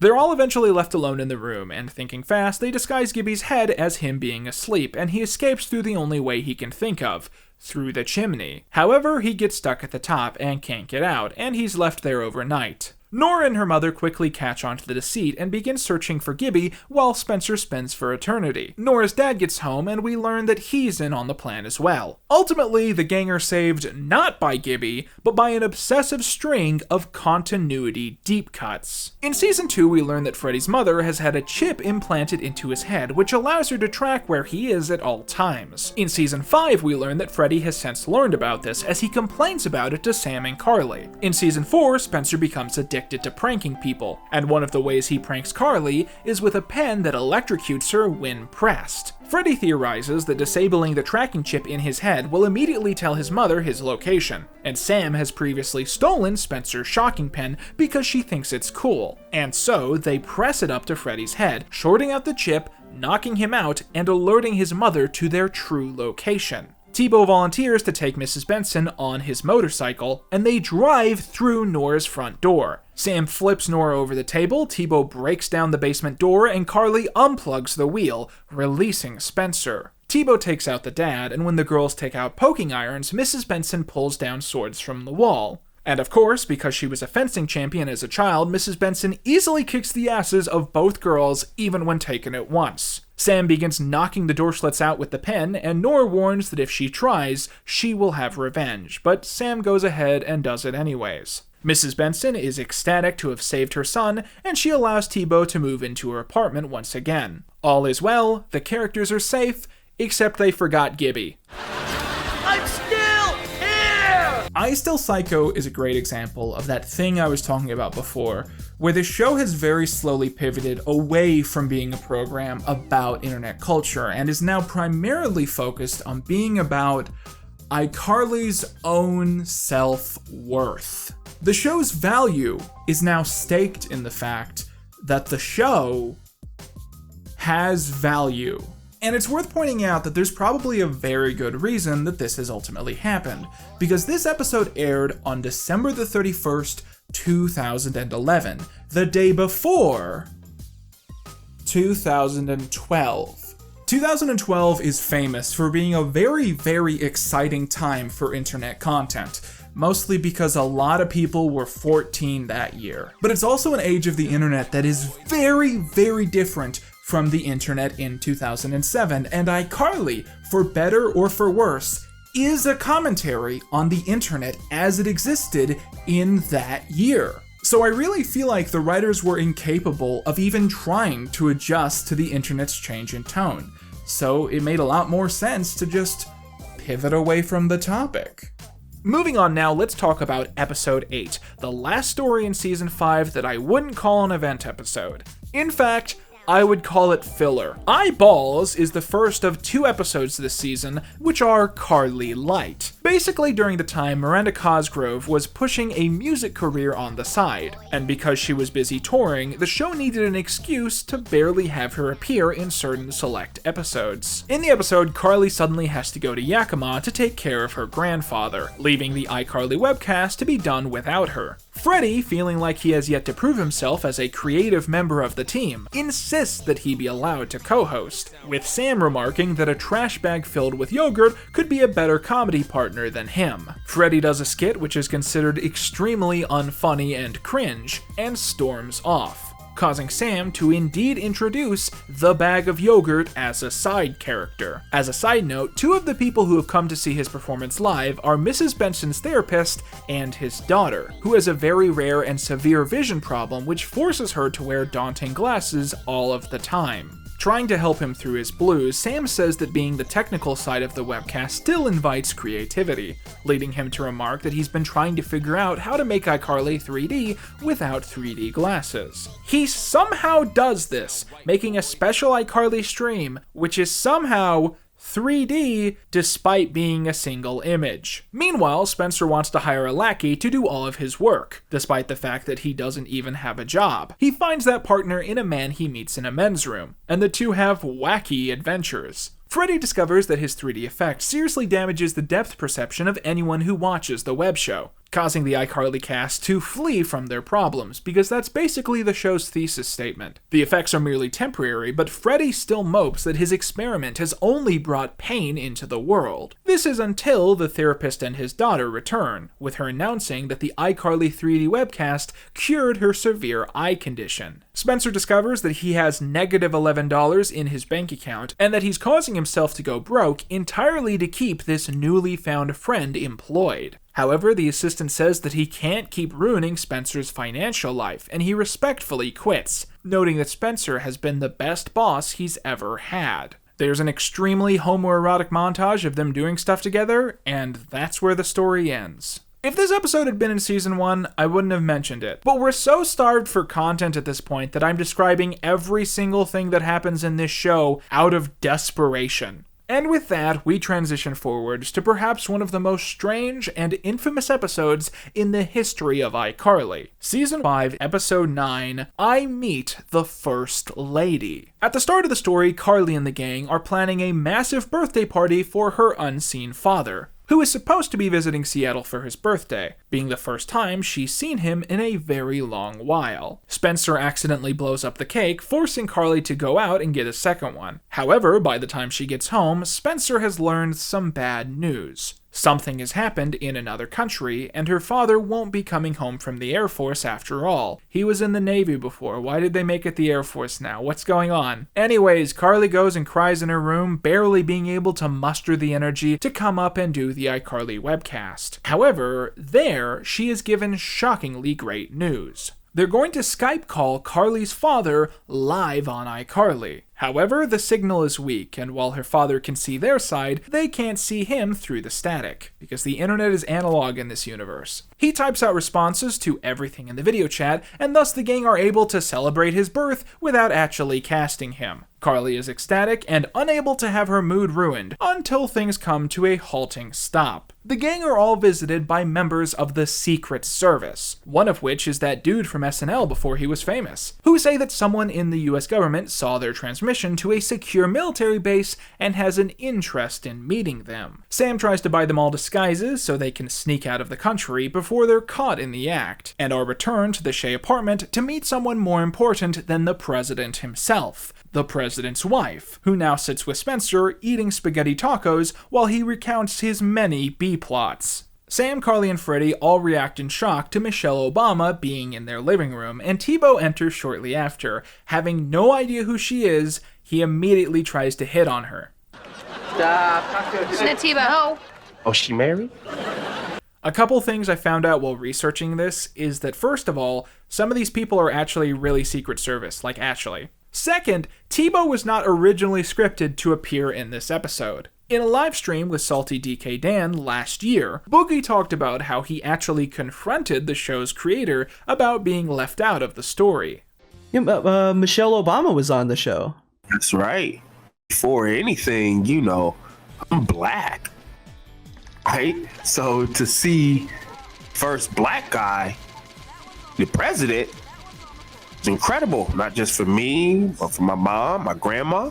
So to be in Hollywood, have an opportunity to act alongside the first black first lady. Oh my, that's never gonna happen again. Yeah, that was probably crazy cool. And I actually, in that episode, I wasn't in that episode, Salty. Mm-hmm. I wasn't booked to work that next week. And I remember I came up to and I was like, bro, first black president ever? His wife is gonna be here, and you don't have the only black guy on the show on that episode? And he just started laughing. He goes, "Oh shit, huh?" I go, "Man," he goes, "You want to be on it?" I go, "Man, do you think I should be on it?" He was like, "Yeah, you're right." So we kind of laughed about it, you know. T-Bo leaves but returns minutes later upon realizing what he's just done and tries to apologize. Mrs. Obama gives an impassioned speech about how inspiring it is that Carly loves her father and keeps moving despite him being away. Sam interrupts her to ask if she can have a sandwich because that sure sounds like something she would say. Obama also praises her friends for supporting her and says that being part of a military family can be very difficult. So you see, the kids didn't do anything wrong. Michelle Obama just wants to congratulate them for actively pushing propaganda for the US government. Her kids are also big fans of iCarly, and when she learns that they're about to live stream an episode, she insists on being involved. This is apparently kind of a true story. Michelle Obama was only written into one scene, but specifically requested being able to do the random dancing sequence because she often watched iCarly with her daughters and knew that it was their favorite part. And that's where we end the episode, with the gang rocking out with the First Lady. Episode 10 is mostly about the gang committing a crime, so we're going to go ahead and save it for the end, which means it's time for everyone's favorite segment, the iCrimes analysis. Okay, let's go ahead and just hop back to the beginning. In Season 5, Episode 1, Sam has been admitted to a mental asylum, and the gang need to distract the woman at the front desk to find her. Thinking fast, Gibby jumps behind the counter and apparently wrestles the woman to the ground. The police are called, but Gibby claims that he only fell behind the desk, and the police immediately dismiss the woman's claims because all pigs are racist. So I'm calling Gibby attacking this woman iCrime number 44, and Carly and Freddie trespassing iCrime number 45. iCrime number 46 is Sam filling a teacher's car up with bees. iCrime number 47 is Sam physically assaulting Gibby numerous times because she can't do it to Freddie anymore. iCrime number 48 is Sam injuring Gibby so badly that she dislocates his breastbone and rips a clump of his hair out. iCrime number 49 is Sam hitting golf balls at the girls' soccer team and hitting one of them in the head. iCrime number 50 is Sam trying to sneak honey glazed hams into prison through Freddie's pants. iCrime number 51 is Sam stealing the taser of a prison guard when she's attending Nora Derschlitt's hearing. A lot of these crimes revolve around Sam.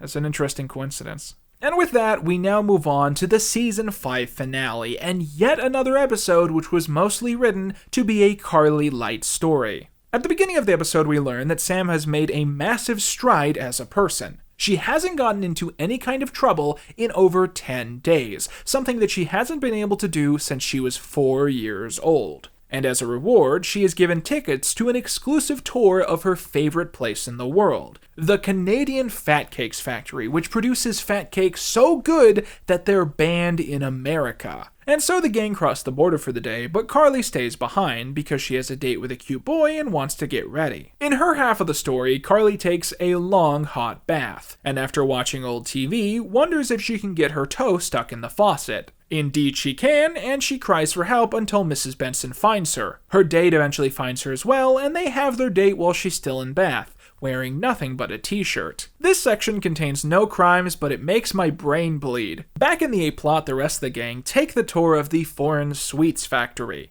When given the chance to try the coconut-coated perfection, Gibby offers to be the first in line and is assaulted and knocked out by Sam, iCrime number 52. Sam really likes fat cakes and begins crying. They try and get across the border, but Spencer insists that they first have their bags checked by the Border Patrol. And while they're here, Spencer continues one of the worst running jokes in the show at this point. I know you have a crush on me. What? Nothing. And that's statutory rape joke number... wait, wrong video. However, while they're trying to cross the border, a dog sniffs something on Sam, and the truth is revealed. She has laced her body with hundreds of illegal Canadian fat cakes, and is thus trying to smuggle contraband across the United States border. This is iCrime number 53. However, it's such a small thing that she's immediately released, but can only cross the border if she proves she's an American citizen. She has no passport or ID, meaning that she's incapable of doing this. And so, Gibby thinks of a brilliant plan: smuggling Sam across the border in a suitcase, iCrime number 54. However, Sam gets mixed up with another bag and she ends up in Malaysia. What a funny way to end the season. Hello ladies and gentlemen, and welcome to the final intermission of the iCarly Binge-through. We have just finished Season 5, which means that directly after this is Season 6. Season 6, sorry. But the point is that after this we have one more season, and then we are completely finished with the original run of iCarly. And so I want to use this final intermission to do something that I've been itching to do for a while, and that's discussing what I call the Nickelodeon sitcom universe. Now, the NSU is exactly what you would presume it to be. It is a theory that, based on numerous crossovers and cameos, several Nickelodeon sitcoms from 2004 to today are set in one shared continuity. Now keep in mind that there are numerous Nickelodeon shared universes, so just know that when I use the term NSU, I'm specifically referring to the one connected to iCarly. So let's talk about a few iCarly fan theories specifically connected to the NSU. Continuing on from our last video, let's talk about iCarly fan theory number 4. Drake and Josh, Zoe 101, and iCarly all take place in one shared universe. As I say this, many of you at home are probably smiling and nodding because this was intended to be something so obvious that even kids at home could figure this out. iCarly was created from the ground up to feature a lot of basic building blocks introduced in other Nickelodeon shows. So many of the brands, companies, and films that the characters will name drop tend to originate from Zoe 101 or Drake and Josh. For instance, Daka Shoes, the shoe company who gives the group a sponsor deal in Season 1, that company originates from a storyline in Drake and Josh. Galaxy Wars, a concept mentioned often throughout the franchise, also originated on Drake and Josh and was mentioned on Zoe 101. The Peruvian Puff Peppers make a cameo in one story, as we discussed, and in the same episode, Sam can be seen cooking with a Gary Coleman grill. Again, a reference to a classic Drake and Josh storyline. These minor references happen almost too often to keep track of, and the thing is that after iCarly took off, this trend continued, with many things introduced in iCarly then appearing in other Nickelodeon shows. For instance, the pear company technology seen in the show was later featured in Victorious and several other programs. Also, in Merry Christmas Drake and Josh, a TV movie which was filmed after iCarly had started airing. When Josh is flipping through TV channels, he briefly passes by the iWeb Awards, a concept key to the Japan event episode. Similar Easter eggs and references became common after iCarly ended, some obvious but others more subtle. For instance, Ginger Fox, who you'll remember as the show's mean-spirited Britney Spears parody, was later brought up in several shows, with her song from iCarly being sung by a karaoke team in Victorious, and a reference to her even making its way into Henry Danger years later. But I'm trying to download the new Ginger Fox music video and it's taking forever! And I was never exactly into any of those later shows, but I'm told that those sorts of cameos and references were far from uncommon and happened pretty often. However, if you're looking for something bigger than just Easter eggs and mimicked brands, then there are a couple things worth talking about. Specifically, the 4 characters who originated on Drake and Josh and then appeared in iCarly. Firstly, there's Dr. Doty. Dr. Doty is a recurring character in the NSU, played by George Doty IV, a producer on most of these shows. In Drake and Josh, he's briefly seen looking over an injured football player, and in iCarly, he's seen being asked to reattach the ear of an MMA fighter. A paramedic, also played by Doty, is also seen in iPsycho, and it's unclear if that's the same character. However, to most people, the most clear and concrete evidence of iCarly being in the NSU can be found in Season 4, specifically in episodes 6 and 7, where there is a running joke of different obscure characters from other NSU shows being fans of the iCarly webcast and coming to see them in person. This starts when the gang enters Webicon, with the Zoe 101 character Stacy Dilson briefly being seen in a crowd. This then continues with the slightly more memorable appearances of Craig and Eric, the lovable nerd duo from Drake and Josh. Eric, we learn, is a massive Freddie fan, although Craig is totally ambivalent to the in-universe iCarly craze. A few moments later, we also see another person at the convention, Gavin, a recurring employee from the movie theater where Josh works in the Drake and Josh sitcom. I'll remind you that this episode is also the one that Jack Black features in, and somehow that feels like the least spectacular cameo in the episode. Okay, so now that we've gone ahead and broken that down, I think we can all agree that this fan theory is 100% canon. Drake and Josh concepts appear in iCarly, iCarly concepts appear in Drake and Josh Josh characters cameo in iCarly, meaning that they are completely intended to be set in the same universe. So now that we've gone ahead and accepted that, let's move on to the next theory. iCarly fan theory number 5. Drake and Josh is a TV show within the iCarly universe. What? Half of you right now are going like, huh? What? that doesn't make sense, and then the other half of you are like, oh yeah, I remember this too, this one's also real. Throughout the entire iCarly show, it is occasionally hinted and then directly stated that the main characters are fans of the Nickelodeon sitcom Drake and Josh. The biggest clue to this can be found in Sam's locker at school, where she has a cutout which is logically meant to be the real-world Drake Bell and distinctly not the in-universe Drake Parker. Other episodes follow this implication. In I Go Nuclear, the theme song to the show is heard playing on the radio. And in I Party with Victorious, Gibby is seen briefly wearing a baseball cap with the Drake and Josh logo on it, given to him by a makeup artist who works in Hollywood. And finally, in 2 episodes of the show, the characters are seen watching the Drake and Josh sitcom and making commentary on it. In I Get Pranky, Carly is seen sulking on the couch over her personal failure to pull off a prank, and she is pretty clearly watching an episode of Drake and Josh. You didn't kill Hervé. The camera flash just stunned him. How come that little girl's so good at pranks? Later in the episode, Spencer is seen briefly watching TV, and the clip we hear is very clearly Jerry Trainer playing Crazy Steve, also on Drake and Josh. But most importantly, in I Toe Fat Cakes, Carly is changing channels and briefly watches the Peruvian Puff Peppers episode, rolling her eyes and saying that she's seen it already. And our final clue lies in I Pear Shop, an episode that we've yet to talk about yet, where an Easter egg makes reference to both Drake and Josh and Zoe 101, cementing that both appear to be TV shows within this universe. Which is confusing, I know, but we basically have to take at face value that Drake and Josh is set in the same universe as iCarly, and that Drake and Josh is a TV show within the iCarly universe. These 2 facts are difficult to reconcile, but they are both very clearly intended to be canon aspects of this universe. And if that is too much for you, I don't think you're ready for this next one. iCarly fan theory number 6. iCarly is a TV show within the iCarly universe. Okay, so I'm about to say a sentence that has never been said before in the history of the human race.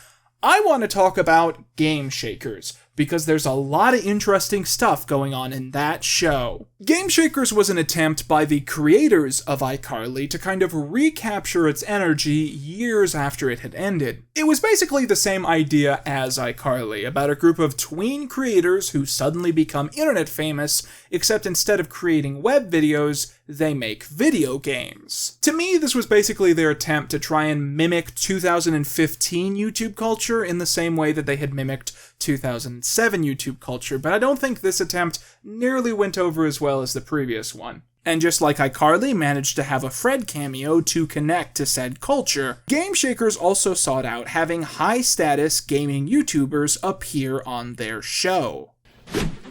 Babe Carano and Kenzie Bell. Yup, these are the 2 7th grade girls who are currently tearing it up with their hit game, Skywell. Now here's why Game Shakers is relevant to the discussion of the NSU. On Drake and Josh, there was this character named Helen who essentially ran the movie theater where Josh worked. She was played by Community's Yvette Nicole Brown, except for that one episode where a completely different woman played her, and we all pretended not to notice. The point is that Helen would later become a character who would cameo on numerous other shows to help sell the idea of the NSU, most notably Victorious. And Game Shakers was the final show where this ended up happening. So even pushing aside all the evidence we've talked about so far, on a basic level, Helen appearing in all of these different shows must mean that these shows take place in a shared continuity, meaning that at the very least, Drake and Josh, Victorious, and Game Shakers all take place in one shared universe. And because iCarly and Victorious cross over so constantly that it eventually became permanent, we have to accept that iCarly is a part of that specific shared continuity. Which logically means that based on all evidence, iCarly and Game Shakers are both set in the same universe. However, there's a big problem. Because in the same way that there was a Drake and Josh cameo on Game Shakers, there was also an extended iCarly cameo on Game Shakers, because Nathan Kress appeared in an episode. But he wasn't playing Freddie Benson, the iCarly character. He was playing Nathan Kress, the actor inside the Game Shakers universe who played the character Freddie on the sitcom iCarly. I might as well stop and break this episode down in some kind of detail because arguably this was the final piece of iCarly media before you know what happened this very year. So at the start of the story, the Shakers gang are testing out their latest video game, which is clearly something that runs on Flash but is being played with a bedazzled PS4 controller. Triple G finds a glitch in the game and Hudson tries to record a note about it on his juice box. Meanwhile, Babe and Kenzie are distracted because of an iCarly marathon currently airing on TV. Triple G tries to get them to focus but is himself mesmerized by the hilarity of the Nickelodeon classic. Just breathe me in, come on, breathe me in, come on, breathe me in. What is that, Knight Rider? I fixed her. They initially watch a Season 4 episode, and then a Season 6 episode, but they eventually make it around to the Season 3 premiere, I Think They Kissed. They then watch the same Season 4 episode as before, then a Season 5 episode, and then they watch Season 2's I Kiss, which is the prequel to the episode that they've already watched before, and also the episode ends distinctly not on the half-hour mark, but 13 minutes early. Who is in charge of scheduling the iCarly marathons in this universe? You couldn't have done a worse job binging this show if you'd thrown a couple fucking Bizarrevarks into the middle. Oh, it's like Quinton and Kale, but not as funny. After they get up and make some coffee, Triple G asks if they ever resolved which girl Freddie likes more, causing them to say that it's ambiguous but obvious. Freddie loves Sam. What? Anyways, they can't agree on who Freddie loves more, and Triple G suggests they ask the man himself, as Nathan Kress is doing a play in New York and is staying at a local hotel. The girls go to the hotel and witness a very attractive woman seduce her way into getting a celebrity's key. One of the girls tries to do this herself, but she is 12, so it's just really weird. What's the difference between her and us? Yeah, okay, we get it. Jeez Louise, I guess this is how the world works. And then they get cilantro sprayed in their faces, which I guess is like PG-13 mace. However, Triple G thinks of a brilliant idea and dresses Hudson up like Freddie Benson, trying to convince the staff that he is Nathan Kress. This works out and they're able to sneak the two girls into the room, thus orchestrating breaking and entering. And that's game crime number 1. They end up fingering Kress's pizza, which is an odd sentence to say, and they go through his wallet, geeking over the contents. He calls security, and they freak out and hide in the bathroom. Eventually, they come out, and as he sees that they're just anxious fans, he cancels the security call. They give him back his wallet and ask him which girl he thinks Freddie would end up with. Nathan almost gives his honest opinion before Double G bursts into the window, as he was also trying to break in by this point. Double G is connected to a helicopter and he orders it to fly off, crashing him through the hotel window. Security show up and quickly deduce that either these kids are doing something bad or Nathan Kress is really doing something bad. They all get sprayed with cilantro, the kids get taken away, that's it. There you go. That's the most recent iCarly themed episode set in the iCarly universe. So anyways, I'm gonna go ahead and pull back up that list of things that exist in the iCarly universe, and I'm gonna write down the iCarly sitcom, and also Pro Jared. Now that your brains have turned to liquid and are probably prepared to accept almost anything, let's move on to iCarly fan theory number 7. iCarly is a part of the Disney Channel live-action universe. Okay, so I don't actually personally believe in this one, but I found this fan theory while I was researching the show, and I thought it was so funny and so charming that I had to include it in this segment. I talked about this a lot in my video about fictional presidents, but at the exact same time that Nickelodeon was building up their own little sitcom universe, Disney Channel had become famous for doing the same thing, but a lot better and a lot more coherently. In the past, I've made fun of how ridiculously big this sitcom universe is because the recent inclusion of Girl Meets World accidentally connects the universe to the ABC sitcom universe, which is itself kind of massive. I've pointed this out before, but I want to say it again. My favorite detail about how easily you can link all these different shows together is that Sabrina the Teenage Witch and Wizards of Waverly Place are both concretely set in the same universe, which implies to me that these witch societies are so secretive that there's like 5 of them and they don't know about each other. However, to only complicate things further, one fan theory that I found online insisted that the Nickelodeon sitcom universe and the Disney Channel live-action universe are in fact the same shared universe. Evidence number 1. Michelle Obama appears in both universes. Okay, that's it. Thanks for watching, guys. Okay, that's not actually the entire evidence for the theory, but everyone always points that out as if it means something. Like, Michelle Obama also exists in this universe, and we're not a part of the iCarly universe, as far as I know. However, the main key clue to this is the Sunshine Girls. The Sunshine Girls are a parody of the Girl Scouts, which by complete coincidence appear in both the Nickelodeon sitcom universe and the Disney Channel live-action universe. In the DCLAU, they first appear in That's So Raven, and then make appearances in the spin-off, Cory in the House, and then in the Nickelodeon sitcom universe, they first appear, I believe, in iCarly, and then make cameo appearances in such shows as Victorious. And finally, we have iCarly fan theory number 8. iCarly and Frasier are set in the same shared universe. Make it happen, people! And with that, we have now finished our final iCarly intermission, and we now move on to iCarly Season 6. Season 6 is going to be a weird experience for me, because at this point in the show's history, I had fully, completely, 100% stopped watching Nickelodeon. So ignoring the finale, which I went out of my way to see, I have no previous experience with any of the episodes that we're about to talk about. It seems to me, going into this, that iCarly Season 6 can be defined by 2 core things.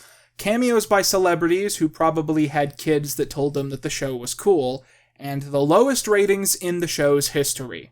Now, I want to clarify something real quick. I often hear people say, well, iCarly started out big, but then it really fell in the ratings by the end. And while that's technically true, it's just a little bit dishonest to put it that way. Saying that iCarly fell in the ratings kind of implies that at this stage, there was another show that took its former place and was just as popular as it had once been. And that's simply not true. iCarly was a peak in viewership for the Nickelodeon channel that it would never truly replicate. There's this great page on Wikipedia that I've used constantly throughout this project that basically ranks Nickelodeon premieres by the highest viewing figures, and I think it goes down to like the top 35 or 45. But the thing about that page is the most recent thing on it is the iCarly finale. The big hot take here isn't that iCarly was failing, it's not even that Nickelodeon was failing, the true take is that cable was failing. By 2012, Netflix and Hulu were both really starting to take off as like streaming service alternatives, and what people forget about that era is it did not take a lot of time for the middle class to basically turn on cable. Because cable sucks, okay? Nowadays, the viewing figures for cable television are all absurdly low when compared to stuff that was happening a decade or two before. A Cartoon Network show will run for like half a decade, and you go and check out who's been watching it live, and it's like 500,000 people an episode. Which is why so many of these former cable stations are now making their own streaming services, despite how hard it is to track how many of them there are now.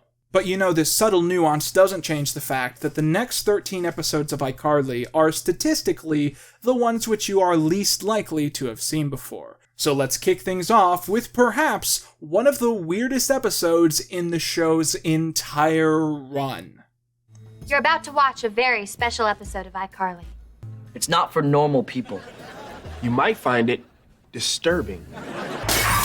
So April the 1st, 2012 was a big night for Nickelodeon as it hosted 2 very special premieres, the content of which was intended to be irregular, unrequested, surreal, in short, lol, random. The first of these was iCarly Season 6, Episode 1, April Fools, and the second was Victorious Season 3, Episode 7, April Fools' blank. The intention of these episodes, to put it rather simply, was to feel like their respective shows if watched under the influence. Both follow a fluid, nonsensical timeline, and both are not intended to be canon, yet are canon to each other. The iCarly episode is intended to be a trippy parody of clip show episodes, and indeed the suggestion of iCarly doing its own clip show. So let's go ahead and humor this one as we hop into the Season 6 premiere.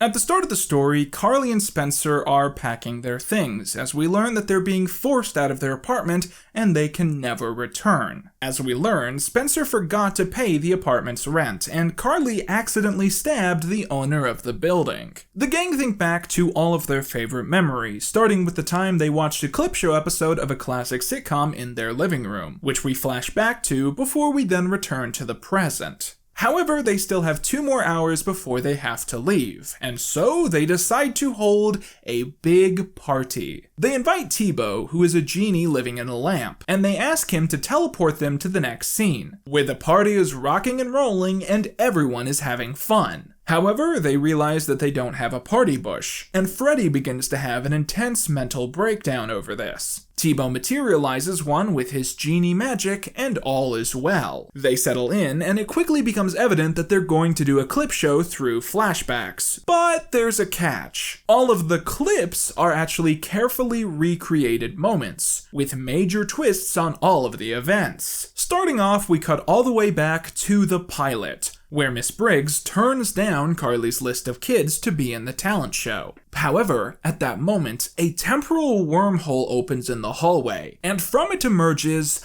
another Miss Briggs.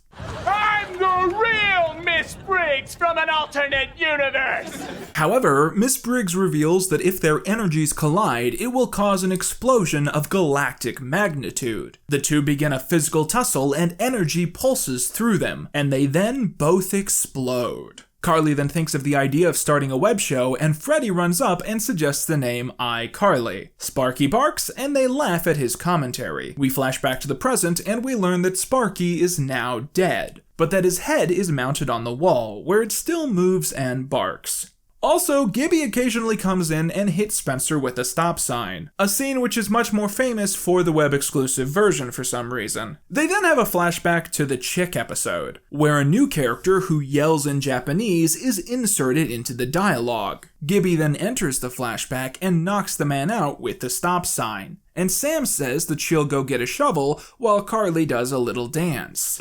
Back in the present, the gang reflect on a few more famous flashbacks that aren't real, before the Japanese man enters in the present and hits Gibby with the stop sign, finally getting revenge. Sam then electrocutes him with the wrong end of the shock pen. The party bush says that it needs water, and T-Bo returns to bring it a small rainstorm, which no one seems to react strongly to. Even though iCarly is moving out, she's still in a good mood, causing the gang to wonder if she's ever in a bad mood. They then specifically recall one situation where she was. I made you some stuffed mushrooms! Who cares? When they escape from the flashback, they now have changed locations, being in Tori's house from Victorious, with Robbie and Rex sitting across from them. Robbie insists that he is Gibby, and as the gang stare at the audience, laughing hysterically, they suddenly flash back. The gang then remember back when Spencer had long hair, specifically when Freddie was hit by a taco truck and then he and Carly dated, which Carly refers to as 12 million viewers, despite the fact that it was only 11. Spencer insists that his hair wasn't that long, and we see a flashback where it's about 3 times as long as it really was in the episode in question, and Spencer is wearing makeup to make him look even more like a girl. His hair gets even longer as the clip plays out. Carly is then visited by Mr. Bushwell and Lubert, haven't seen him in a while, and the gang trick the pair by having them join into a flashback where they agree to let Carly and Spencer stay. We never leave this flashback, and we just accept that the group's forced rewriting of history has gone unchallenged. After this, Spencer runs in, dressed as Doc from Back to the Future, and says that he's from a future episode of iCarly, where Freddie is raising kids with either Sam or Carly, although he says he can't remember which. They wonder how they can get to the future, at which point T-Bo flies in with a Jetsons bubble and he shrinks them down for the voyage. Inside the ship, Carly asks if their show is still on in reruns in the future, to which Spencer responds, Reruns? Where we're going, we don't need reruns. And yeah, that's a pretty accurate prediction, I guess. Now, wasn't that just a joyous waste of everyone's time? I love it when you get to the final season of a TV show, and they're so out of ideas that they make an episode that sucks on purpose and doesn't count. We'll be talking a little bit more about this April Fool's verse a little bit down the line, but for now, let's continue on to the actual, real, final 12 episodes of the show. And the only place that makes sense to start is Season 6, Episode 2. So as I told you guys, Season 6 is a weird beast for me because it's a collection of episodes that I've never seen before. But what's weirder is exactly how many of these episodes could be called event stories, yet do not lead with the renounce of event stories. An event episode in Season 3 carried some weight. Even if you haven't seen it, you've maybe heard people talk about it somehow. But I'm not sure I could say the same thing about many of the episodes that we're about to get into. Case in point, Season 6, Episode 2, I Go One Direction. The episode where the cast meet the boy band One Direction. Immediately, I imagine, some of you are presuming that this is editing trickery or a dedicated lie. But neither is true. This episode is 100% legitimate and is just not often talked about. So let's see what none of the hubbub is about. At the start of the episode, Spencer and Carly get back from a long trip, where Carly has caught some kind of virus. Spencer suggests he take her to a hospital, but she says that she just needs to get home and be alone. They open the door to find all of the other main characters inside. Sam, Freddie, T-Bo, Gibby, Gibby's decapitated head. What is going on here? I'm cooking steaks. Playing video games. I'm in a kiddie pool. Gibby! Are we sure that we're not still inside the April Fool's episode? Carly keels over and Spencer says she's dying, and the laugh track gets really loud for some reason. We learn that Carly has jungle worms, and Gibby runs out of the room screaming. We're told that jungle worms are basically identical to tapeworms, they just don't want to use that terminology for some reason. I wonder why. After the opening sequence, Carly is visited by the show's recurring doctor character, who tells her that she's mostly moved past the jungle worms, but that she still might be infectious, so she shouldn't kiss any boys. The good news is that she doesn't have a boyfriend and isn't planning on meeting any world-famous boy bands anytime soon. Freddie bursts into the room and announces that he just got an email from a world-famous British pop band called One Direction. Sam is excited, Carly is excited, and Gibby is really excited. The boys say they're going to be in the Seattle area and would love to be on iCarly to perform a song in their dingy, shitty attic. Later on, they changed the transitions. I don't like this version as much. Sam runs in and says One Direction has just arrived and they're on their way up. And no need to introduce them, we just transition to them doing a song that I can't play clips from. They're told that while practice has gone well, the actual show starts around 7:30. Sam sexually harasses the band members, which is funny because they're guys. And Gibby offers to rub their feet. This could feel more like 1D fanfiction if someone started talking about Zane's cat. Carly, Sam, and Freddie go downstairs to get snacks for the band, and Harry suddenly gets really thirsty, causing him to take a drink from Carly's water bottle, which obviously is a problem because she's still contagious with jungle worms. Meanwhile, Spencer has repaired a piece of exercise equipment he found at a junkyard and tricks an attractive woman into thinking that he's a personal trainer. Get it? Trainer? However, the woman actually sends her 12-year-old daughter, who smells his fudge. I've seen this storyline in 17 different sitcoms. Harry is really sick, and Zane and all the other members stand around and stare at him. Also, I swear to God, I don't think they had this many members in the last scene. Will somebody hold me? No.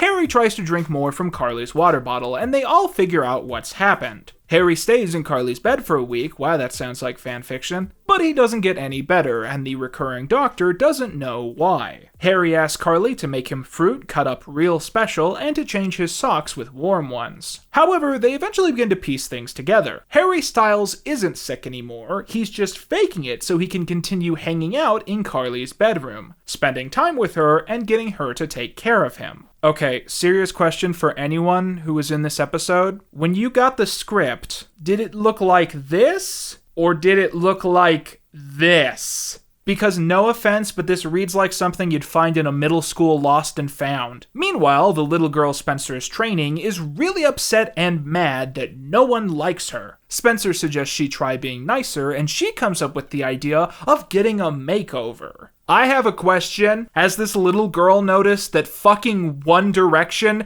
keep hanging around this apartment where she's spending all this time? Because, like, I think that would be the main thing that most teenage girls would have noticed around that time period. If Harry Styles is sick and stuck in Carly's bed much longer, they'll have to cancel their tour so he can stay in Seattle. The good news is that while they wait, they can go out in public to a smoothie shop because Harry is the only band member anyone can recognize. Freddie thinks of a great way to try and encourage Harry to stop faking, making him think he's going to be replaced in the band. You don't know you're beautiful. No! Harry suddenly feels much better and insists that he can perform on iCarly that night. Spencer tries to give that girl a makeover, but she says he made her look worse, calls him an idiot, and storms off. Spencer yells back that they can't just end their story there and that they have to have some kind of resolution. Get it? They broke the fourth wall. They never do that. The gang performed the song. It goes over well. They break up 3 years later. I presume this episode is the reason why. I'm actually really impressed with how unique this episode feels. It's so creative in its blandness. It really takes this concept so much further than most episodes in the last few seasons. I love the fact that they had Harry Styles on the show and wrote him to be an awful person. Like, of course Harry Styles is a bastard in this universe. That just makes sense. For comparison, the Plain White T's were on this show in season 1, and I forgot to mention that because it's just like they come on, sing a song, and walk off stage. But here, it's like a whole saga. They wrote it in an hour, but it's interesting to watch at least. Next, let's talk about season 6, episode 3,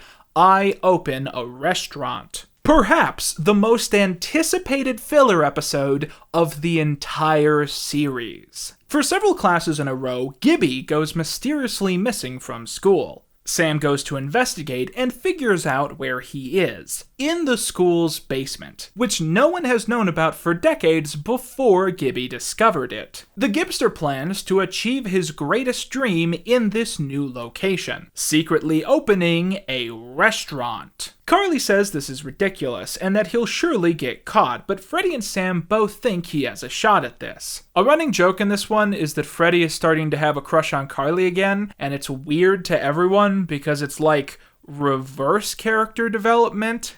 Is it too late for you to love me? What? Nothing. Carly goes back to her apartment but is hit with a massive flash and is temporarily blinded as Spencer has built a giant combination of camera lights as a security feature. This is a bit that they stole from Frasier, and they thought we wouldn't notice. Back at the school, the restaurant is a total hit, and he's named it after his name said out loud for comedic effect. Gibby isn't worried about being ratted out because he's only invited cool people to attend, and Sam is his business partner and secretly his muscle. Gibby puts red pepper on Carly's pasta, but overdoes it, and she struggles to find any water until their lemonade is finally delivered. Interesting. That's red pepper lemonade. That's the stupidest joke the show has ever made, and I absolutely love it. Carly runs out of the room screaming, then runs back into the room screaming, then runs out of the room screaming. Back at the apartment, Spencer has built a secondary security system, which is a robot that goes haywire and shoots popcorn pellets at everyone. Sam is able to hook Gibby up with better decor and seating, and he mounts his own decapitated head on the wall. A school bully with a fake New York accent shows up, having recently gotten out of juvie. The bully busts Gibby's chops, telling all his friends about how Gibby used to love taking his shirt off, to which Gibby says that he doesn't do that no more. The kid insists that Gibby get partially naked, and Gibby throws a fit, saying that it's his place and he deserves respect. Sam keeps him there until they close, and then fills the butter sock up with a pound of fresh butter, beating him repeatedly and splattering butter everywhere. The character doesn't get back up, there's just silence after this. And there's a few weird minutes where the B-plot plays out, and you're not sure if you just saw literal murder happen. But it turns out Sam just broke his arm, and he rats Gibby out to Mr. Howard. Mr. Howard discovers that the principal is attending the restaurant, and he orders that the location be shut down, as it is against school ordinances. Principal Franklin admits that this is his duty, and he tells Gibby to close the place down. However, when Howard and the bully are gone, he tells Gibby that he was just bluffing. Gibby's is the best food he's had in ages, and he insists that it stay open. I'm guessing that Gibby doesn't go to classes anymore. What a stupid episode. I'm actually going to go ahead and skip episode 4 and move on to episode 5, because it seems like a good idea to cover the two most infamous filler episodes together at once. This episode is one of the very, very rare cases with this show, where I can honestly say that the A-plot here is one of the weakest in the show's history, but the B-plot comes close to being one of the highlights. At the start of the story, Spencer has just built one of his first sculptures in ages, depicting a gigantic snow woman, and because it's Spencer, the statue catches on fire, a running gag which has only increased in volume since it was introduced. The firefighters who put this out are very annoyed, as he's easily become the most infamous man in Seattle to those in the department. The chief declares that it's been fun knowing them, but as this is the 18th fire Spencer has accidentally caused, they have decided to never answer Shea household calls ever again. If Spencer ever starts another fire in this building, the Seattle department will allow everyone in the apartment complex to die. AFAB.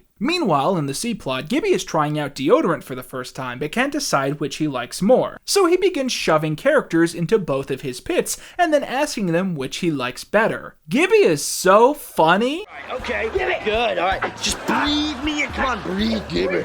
In the A-plot, Freddie gets a job working at the Pear Store, where he gets a discount and shares his love of technology with others. However, his overzealous, over-techy talk doesn't sell product, and when Sam bullies a customer into spending more money, she's hired and quickly promoted to a higher position. Meanwhile, Gibby begins talking to a different employee and causes him to have a mental breakdown. At the same time, Carly begins flirting with a cute tech boy who seems rather awkward. Spencer goes to the fire department and tries to apologize for the years of mistakes, bringing them all brownies. He says that he needs to have trust that the department will come and help if there's trouble, and so they come up with a solution. Spencer will join as a firefighter for a whole week, and then he will understand their pain. I wonder if he's gonna burn down the fire department. Oh look, he's burning down the fire department. Oh look, he's back from burning down the fire department. Carly invites the cute boy over for a date and goes out of the room for a second. When she gets back, he is now a totally different person and chases her around until Spencer kicks him out. Freddie realizes that working at the Pear Store isn't fun while Sam is there, and he quits. Sam also quits, as that is apparently the only reason she was working there in the first place. Now, let's circle back around to the episode which we skipped before, Season 6, Episode 4. This episode is notable for two primary reasons. First of all, it is the show's second and final Halloween episode. And second off, it is the very last Neville Papperman story. Now, this episode originally aired in April 2012, so you might be wondering how this can be a Halloween episode. Well, it's simple. The plot of this one is about the characters realizing that Halloween is the best time of year, but it only happens once. And so they decide to create a new holiday, celebrated every April, perfectly in between the previous Halloween and the next one. I don't think I'm going to have time for a Halloween video this year, so appreciate this set for the 5 more seconds you get to look at it. Spooky, scary skeletons, this show ruined my schedule. The crew decide they want to hold a party that Saturday night and announce it on their webcast so strangers will come to Carly's house, which is obviously what you would want to happen. As this occurs, we see a shadowy figure open a notepad and begin jotting down plans for revenge. Freddie dresses up like Lubert, Sam dresses up like hand sanitizer, and Carly dresses up like sushi. I'm not gonna lie, that's adorable. They have the party and Spencer makes a game where you load into a basket of plushies by rope and have 8 seconds to grab as many as you want to keep. A robot comes in and gives the trio candy, but after they eat it their voices all become deep and distorted. Freddie finds the robot upstairs and learns that it's Neville. He calls Carly and tells her what he's found, but at this point 2 thugs pull him to the side. Neville plans on stripping Freddie down and putting him into the robot costume so he can be antagonized by Carly and Sam in his place. Carly and Sam find the robot and thinks it's Neville, and they strap him to Spencer's machine and repeatedly send him up and down into the plushies. The girls think that hurting Neville this much will mean that he'll never bother them again until Neville shows up with his posse. It turns out that Neville wants revenge because after he yelled at that guy in the wheelchair, they refused to help him repair his public image a second time. However, Carly says she's sorry that she didn't help and she invites him to join the party. Neville is put in such a feeling of comfort that he shoos his muscle away, and then Carly orders Sam to take him. They then do to him what they did to Freddie, lowering him into the plushies over and over and over again. This episode is the lamest excuse for why Neville wants revenge, it's the lamest way he's ever found revenge, and it's the lamest comeuppance that he's ever gotten. Like, oh, he gave them candy that makes their voices deep. Oh, but don't worry, because they're gonna lower him into a pile of plushies over and over again. What a total waste of one of the show's most famous ongoing storylines. I mean, it truly feels like the show is sleepwalking through this final season of episodes.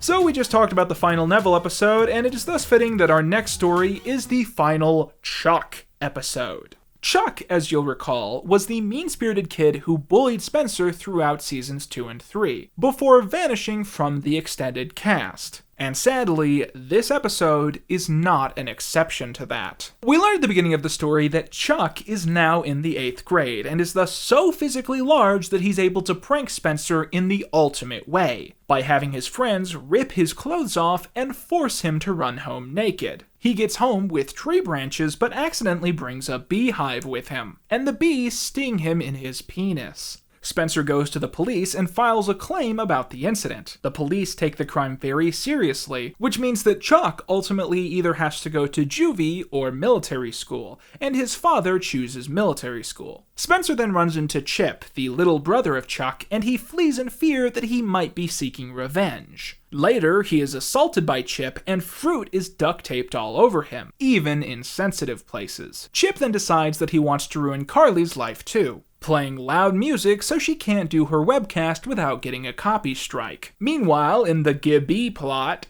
Gibby buys a working Galaxy Wars phaser, but Sam breaks it when she throws a bully over a table that it was sitting on. Freddie tries to fix it, but accidentally fixes it too well, as it now properly works as a real phaser. Eventually, it begins to overload, and Spencer has to throw it away from the apartment, where it lands next to Chip, who is setting up a glue trap. The phaser explodes, and Chip is stuck to a wall. I commend them for finding an actor who really captured the energy of Chuck, but this episode just screams last-minute rewrite. I presume this is because the Chuck actor was still busy acting on the Disney Channel show that he was given after leaving iCarly, and in the end, this one just feels like another pointless filler episode. Okay, so we have now officially reached the midpoint of the final iCarly season. At this point, the show took a very brief 4-month hiatus, but when it returned, commercials curiously advertised the remaining episodes as the beginning of the final season of the show, which implies that these remaining episodes are actually iCarly Season 7. I don't look at it this way. I consider the rest of these episodes to be iCarly Season 6 Part 2. But as a kind of mock mini-intermission, I thought it would be fitting if we kind of stopped here, and I told you basically everything that I've forgotten to talk about up to this point. If I was like, okay, here's everything I haven't mentioned yet, we're just gonna stop and bring it all up right here. Okay, thing I forgot to mention, number 1, Socko. There's this ongoing running joke in the series where characters will constantly point out that Spencer doesn't seem to have, like, adult friends, and he only really hangs out with teenagers. But there are 2 main exceptions to this. The first exception is that we find out at the end of season 4 and then again at the beginning of season 5 that Spencer has a group of like closely knit female friends that he only meets with when Carly is at school, and he has a book club with these women and he has a baking club with these women. And uniquely out of character for him, he's not trying to sleep with any of these women. He just enjoys like meeting up with them and discussing romance novels and that kind of thing. And this is brought up entirely as kind of a joke so that the other characters can, demasculate him, accuse him of being effeminate because he goes to a book club and so and so and such and such. See you all at Judy's next week. You're coming to the baby shower, right? Yes. What's happened to you, man? But for almost any other episode of the show, the strictly followed canon is that Spencer only has one adult friend, and that is Sako. Sako is Spencer's friend who has a sock company that he often is seen speaking to, and he never appears on screen, but whenever Spencer is talking to someone slightly off screen, or he's having a phone conversation with someone, or he mentions someone in his life, Sako is almost always the person that is being brought up or is being spoken to off screen. Spencer, did you make this cake? Yeah, it's for Sako.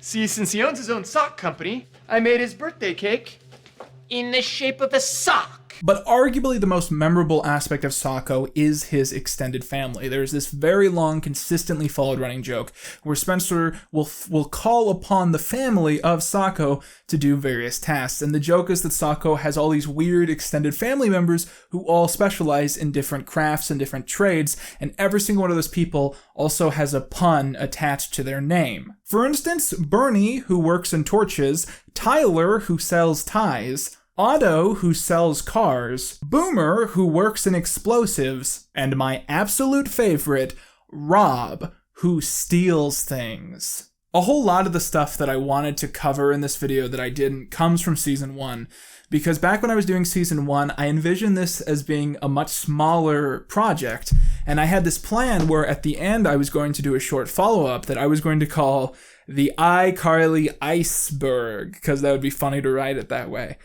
But by the time I was halfway through season 2, I was like, this is going to be so big, I need to include everything. So in short, there's a bunch of stuff in season 1 that I should have covered in depth that I didn't because I was saving it for an add-on video that I'm never going to make. One of the big episodes that I feel like people were probably upset that I kind of glanced over was the cop episode.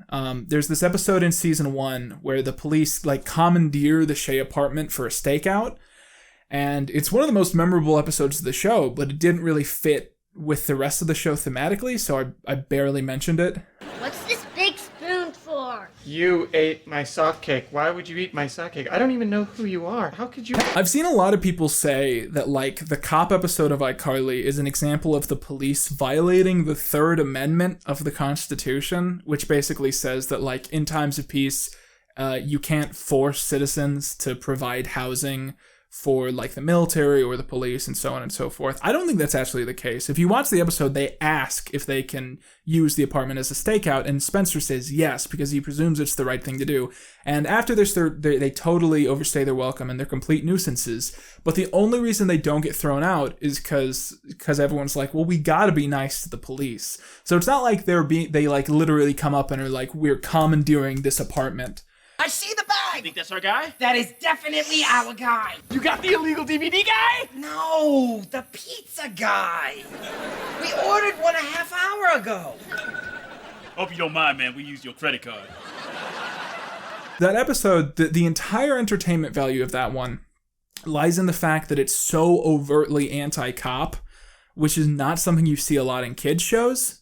You guys, help me get rid of those annoying cops. Yeah, well, maybe you should shut your investigation down. We got a web show here. Stupid cops. Not cleaning up after themselves. Interrupting our web show. I bet we could get evidence quicker than those doofbutt cops. One claim I made at the beginning of the last video as a joke was that all of the characters have one parent where we have absolutely no idea what happened to that person, And that's kind of almost true. But as I watched the show, I did piece together a few clues. So for those of you who want to know, it has been confirmed within the show's canon that Freddie has a father. He's not a clone. Freddie has a father. And Sam has a father. She is not a clone. She has a father. I want to say in season 2 or 3, there's this joke where Freddie mentions that he doesn't carry a lot of money because his mom doesn't let him, because she's afraid that if he carries enough for bus fare, he'll suddenly leave her. And the characters go, well, that's crazy. And Freddie goes, it's not that crazy. And the implication of that joke is that Freddie had a father, but the father hated Freddie's mother so much that he just ran away one day. But the funny thing about Freddie's father and Sam's father is that it's the exact same story. The only reason we know that these guys, both have fathers is that it's occasionally joked that their fathers hated their mom so much that they just ran away. Where's your father? You tell me! And this is only brought up under the context of punchlines, and it's never even really called upon that these two characters have pretty similar origin stories. It's just like that they both have the same consistent joke that's pulled from when it comes to, like, their moms and their dads. He told me I'm one of a kind.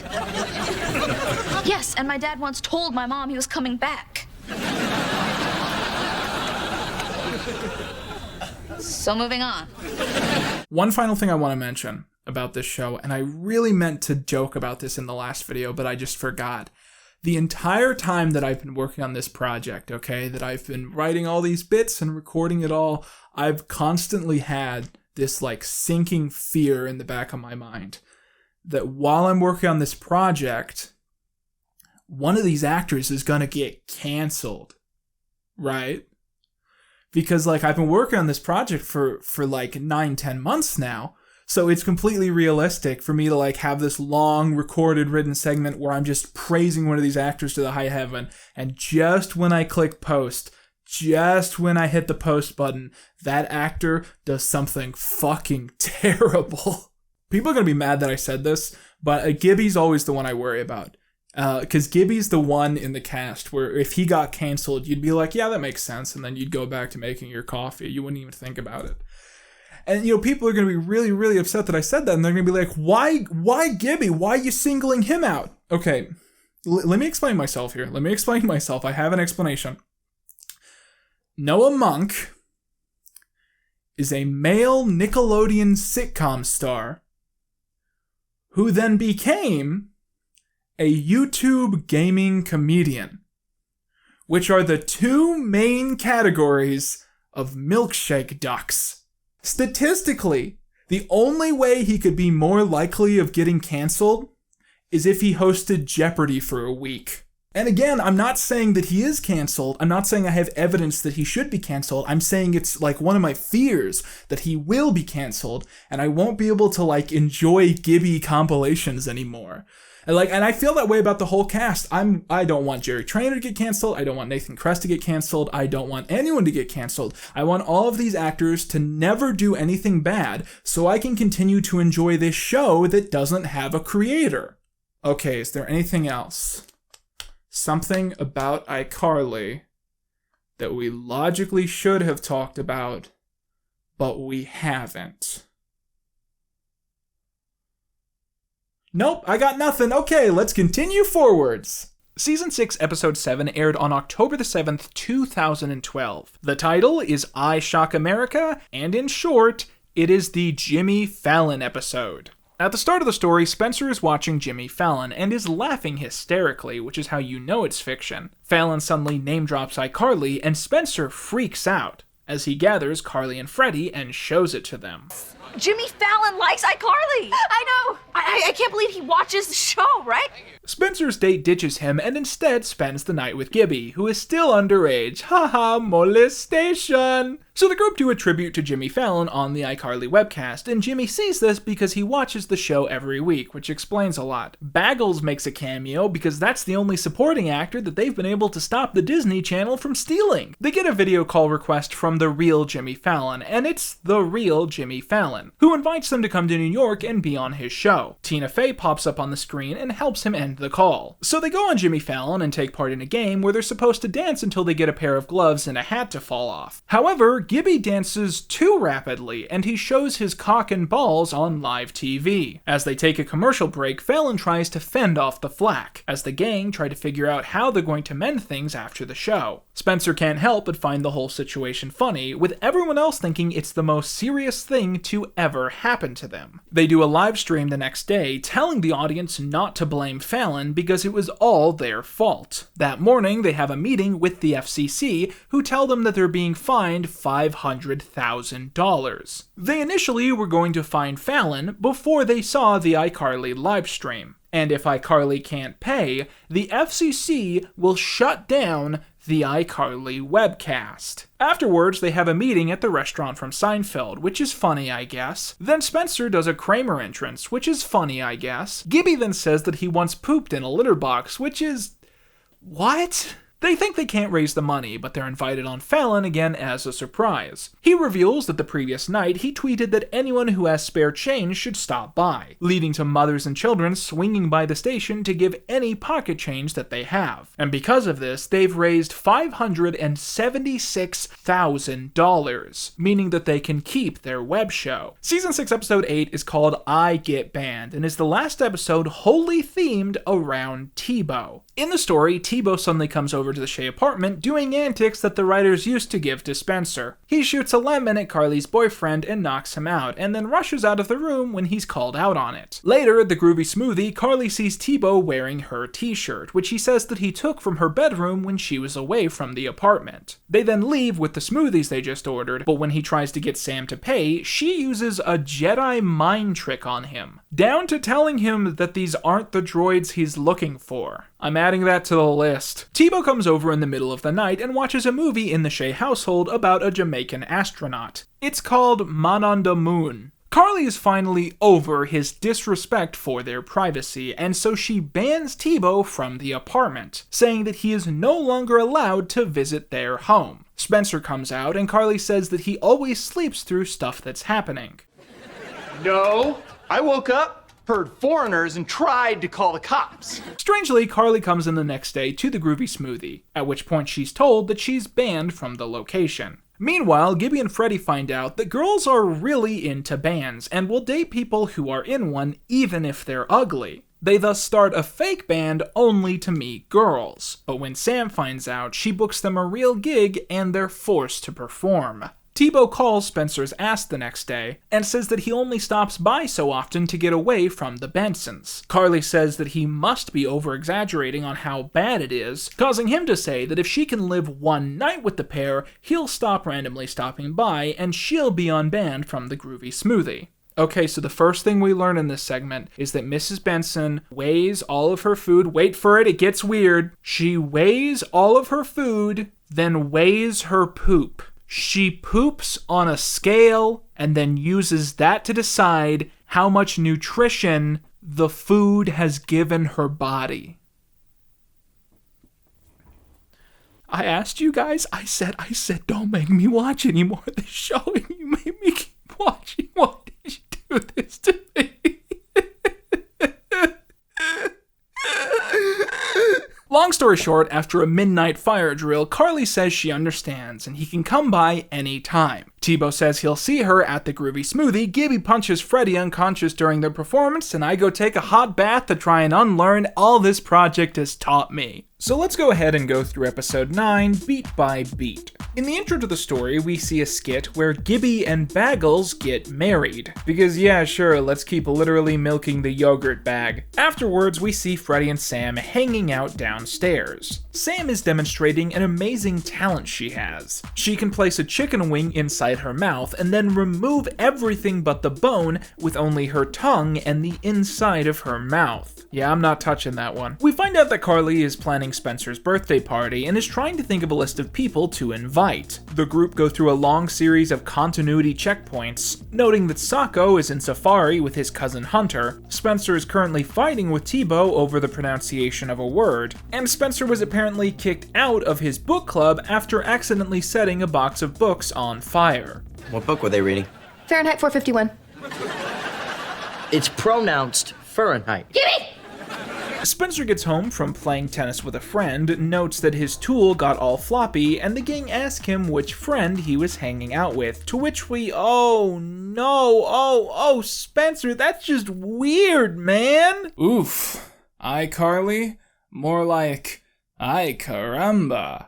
So the gang decide they're going to find Spencer friends his own age, and they go about finding people in totally normal ways, looking in men's changing rooms and men's bathrooms, because when you're looking for friends, open nudity is the right place to start. Spencer ends up meeting with several of the friends the gang picked out for him, and the trio meet at a diner and watch this from across the room. Freddie makes fun of a waiter who is slow and has a weird voice, and the waiter overhears this and says that he's going to get Freddie's food first. Sam says that the waiter is going to do something to his food, something which he says isn't likely, although a brief glance from the man in question seems to confirm that he is indeed about to go do something to Freddie's food. Meanwhile, Spencer hates his new friends, finding that they talk about nothing but politics, tax laws, and theater. He constantly tries to over-adjust to his inability to make an impression, loudly changing the conversation to nerdy franchises and other tangents. Eventually, the waiter returns with Freddie's fries, and the manager of the location calls him out for going into a back alley for several minutes with a customer's plate of fries. I can only think of one thing that this man would have been doing for several minutes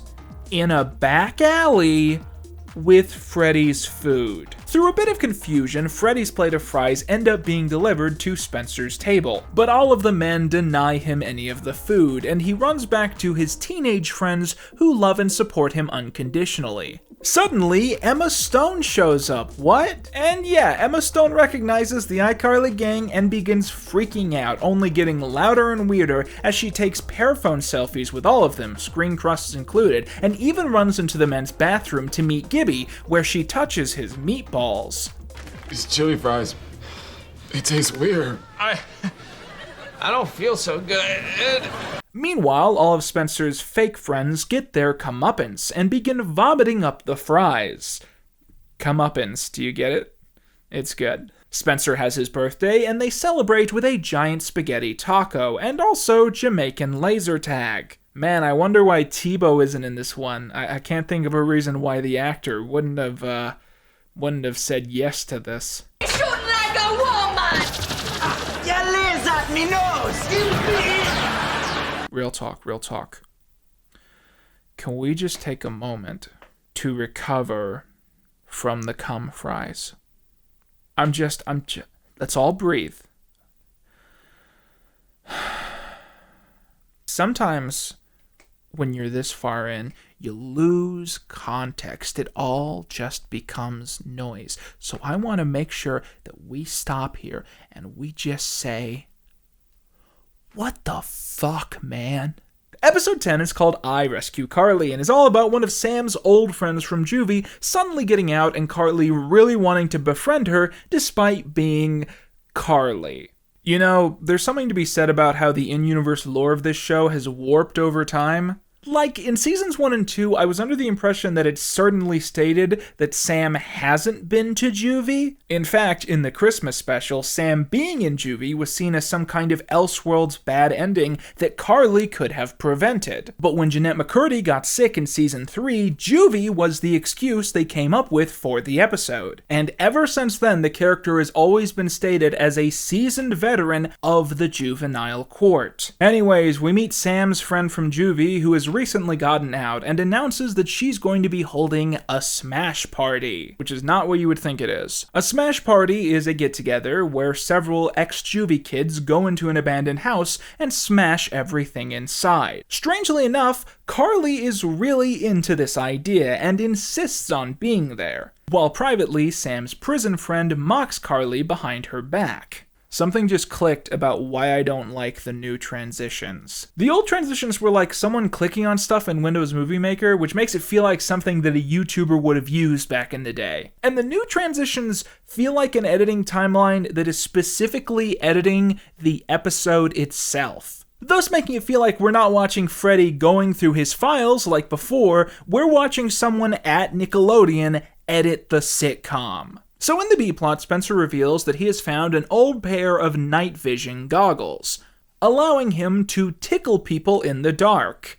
Alright, Gibby takes his shirt off, the first time that he's done this since season 3. You know, I was confident that nudity was the thing missing from iCarly, but somehow this still doesn't feel right. Sam says that she doesn't intend on going to the smash party because she doesn't think that they're really wanted there. Carly says she's going anyways, and Sam thinks she's joking. Carly really does go, but immediately feels unsafe and asks Freddie to come and escort her away from the party. The rowdy gang stop Freddie, Carly, and Gibby from leaving, tying them up against the wall and throwing dishes in their general direction. Sam suddenly learns where they are and bursts into the room. You come here to do some random dancing with your little iCarly friends? Wow. She really does watch iCarly. She pulls out her butter sock and asks if the rowdy gang can see very well in the dark. As she dims the lights, she begins kicking ass, and within 30 seconds, no one is left standing. Sam has saved her friends and also Gibby, and agrees to go skirt shopping with Carly the next day. Okay, so this next episode is one that's exciting for me personally, because it's the very episode that led to this miniseries existing in the first place. Season 6, Episode 11, I Lost My Head in Vegas. The iCarly Pawn Stars crossover, which first made me consider the idea of reevaluating this show over a year ago. At the start of the episode, during the iCarly webcast, Sam gets a text on her phone and learns that her mother has been arrested in Vegas and needs to be bailed out of prison. She runs out of the room and the web show ends. Meanwhile, Gibby has eaten an entire bag of sugar for a bit and begins tweaking, and Freddie supports him through this because he is a good friend. Sam finds out her family lawyer can't get her mom out of jail until Monday, and so they ask Spencer to borrow Socko's RV again, and drive them across the country to Las Vegas. They don't have nearly enough money to bail Mrs. Puckett out, so they bring a bunch of stuff from their apartments to try and sell at a pawn store. And Gibby brings his head, because it's never been to Vegas before. And yeah, the store they go to is the one from Pawn Stars. What an epic le meme. Most everything they've brought is useless and worthless, and for the most part they fail to even make a sale. Gibby and Chum Lee meet and briefly bond over the fact that they're basically the same character. Is there something wrong with your brain? Yeah. Yours? Yeah. Chum Lee suddenly blurts out that Gibby's pants are vintage and valuable, and he asks him to join him in the back room. Based on Chum Lee's prison record, I think this is another Gibby gets molested moment. Carly and Sam try to sell a bottle of water which Michelle Obama half finished when she was on the show. So if I took a sip of this... You'd be swallowing the First Lady's DNA. Nice. Rick agrees to buy the bottle for $2,500, the exact amount they need to bail Mrs. Benson out of prison. Gibby wakes up and announces that he has sold his pants. $200, and he gave me this Chumley flavored lollipop. Fun fact, Chumley actually did have a candy store in the real world. It was a drug front. Gibby stuffs all of his money into his head bag and says he's going back to the RV. But first Chumley says he'll give Gibby some replacement pants. The gang get a text saying that they need to bail Sam's mom out of prison by midnight, and they run off, unknowingly leaving Gibby behind. Hey, what? Want to drink some of the First Lady's DNA? Heck yeah. Give me that. They just had to retroactively make the Michelle Obama episode weird. Freddie, Sam, Carly, and Spencer run off to the prison, realize they forgot Gibby, and rush back, but by that time, Gibby has been robbed by an expert con man. However, a Japanese man and his daughter approach the counter and offer to buy Gibby's head from him for $10,000. Gibby says no, but Sam knocks him out and they accept the offer and make it back to the RV. The man says he intends to take it back to his home country, but I presume he eventually ends up in New York and loses it on the subway, where it sits during the first season of Game Shakers just 3 years later. Anyways, Season 6 Episode 12 is the next to last episode of the show, and boy does it start fucking weird. On the iCarly web show, the gang present a skit on what they would be like if they were animated, and it's South Park. They show a South Park fan animation based on iCarly. Sam bursts into the Shea apartment but finds the fridge is empty, so she begins eating Freddie instead. Carly makes Sam vomit his hand back up and glues it back on, but Sam bites his other hand off in retaliation. They then sing a song about how this isn't a nice thing to do. Okay, back in the live action segment of the webcast, they have a bunch of guys come on and sing a song about spaghetti tacos, but it turns out they're all homeless and Carly kicks them back onto the street once the show is over. Sam begins freaking out because she's lost her laptop, which she says is the only nice thing she owns, as it was a bat mitzvah gift from her grandmother. Freddie says that she's not even Jewish, and Sam says that she told her grandmother she was to get free gifts. A moment clearly written into the show to awkwardly staple over the massive continuity issue that the writers have made in the last few seasons. I wonder what Spencer is up to in this B-plot. I was a gamer! That's nice. Freddie eventually realizes that if they can find Sam's serial number, they can remotely view her front camera, and they say that the laptop was stolen by an old woman, who they begin spying on to figure out where she is. Meanwhile, Gibby does some really unfunny shit. Spencer wants to win a big plushie at Chuck E. Cheese or whatever, so he brings Guppy along. Guppy being Gibby's little brother that you'll remember primarily from season 3. I gotta pee! You can pee in the ball pit! Yes! Spencer plays all of the games at Gaddytown really well, while Guppy reads a porn book and has something awoken inside of him. Spencer wins the plushie he wants, and then they get to leave Freddy Fazbear's and go get Guppy a massage or something. Back in the A-plot, they figure out where this old woman is, and Sam breaks down the door and confronts her. However, Freddie notices that the laptop doesn't look like hers, and they figured out that Sam scribbled her serial number down awkwardly. Freddie tries to apologize, but is hit in the balls, and they all leave. You might want to call a door guy. Oh, scumbags! Ha, she said the thing. Sam opens a pizza she left in the Shea fridge a few days before, and lo and behold, that's her laptop. What a classic. Okay, so we have just looked at Season 6, Episode 12, and that means that the next episode is Season 6, Episode 13. And for those of you who don't know, that is iGoodbye, the final episode in the show's original run. Now, obviously, I want to end this video on the final episode, so what we're going to do now is kind of an end-of-season recap, then the iCrimes, and then the finale. Basically what we did with the last video. Season 6 is awful. It's not good. This season really feels like they're throwing everything at the wall and hoping that something sticks. Some episodes feel like tributes to the early seasons that kind of recapture the energy, and others feel like pale imitations that are just underwhelming, and some other episodes are just kind of non sequiturs. I think the April Fool's episode really set the tone for this season, because leaving that behind, you expect there to be a notable difference between that and the final 12 episodes of the show.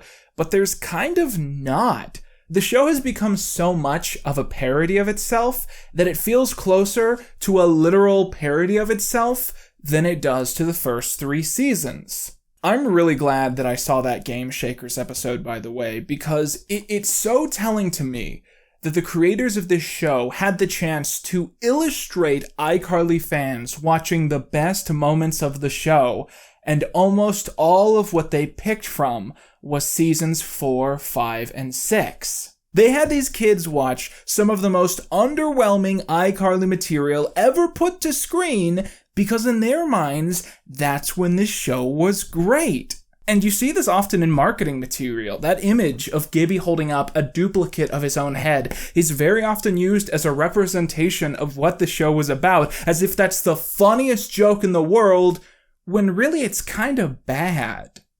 And that's why iCarly being so self-obsessed doesn't really work for me, because it's like, oh, well, this material is good because iCarly is good, iCarly is great.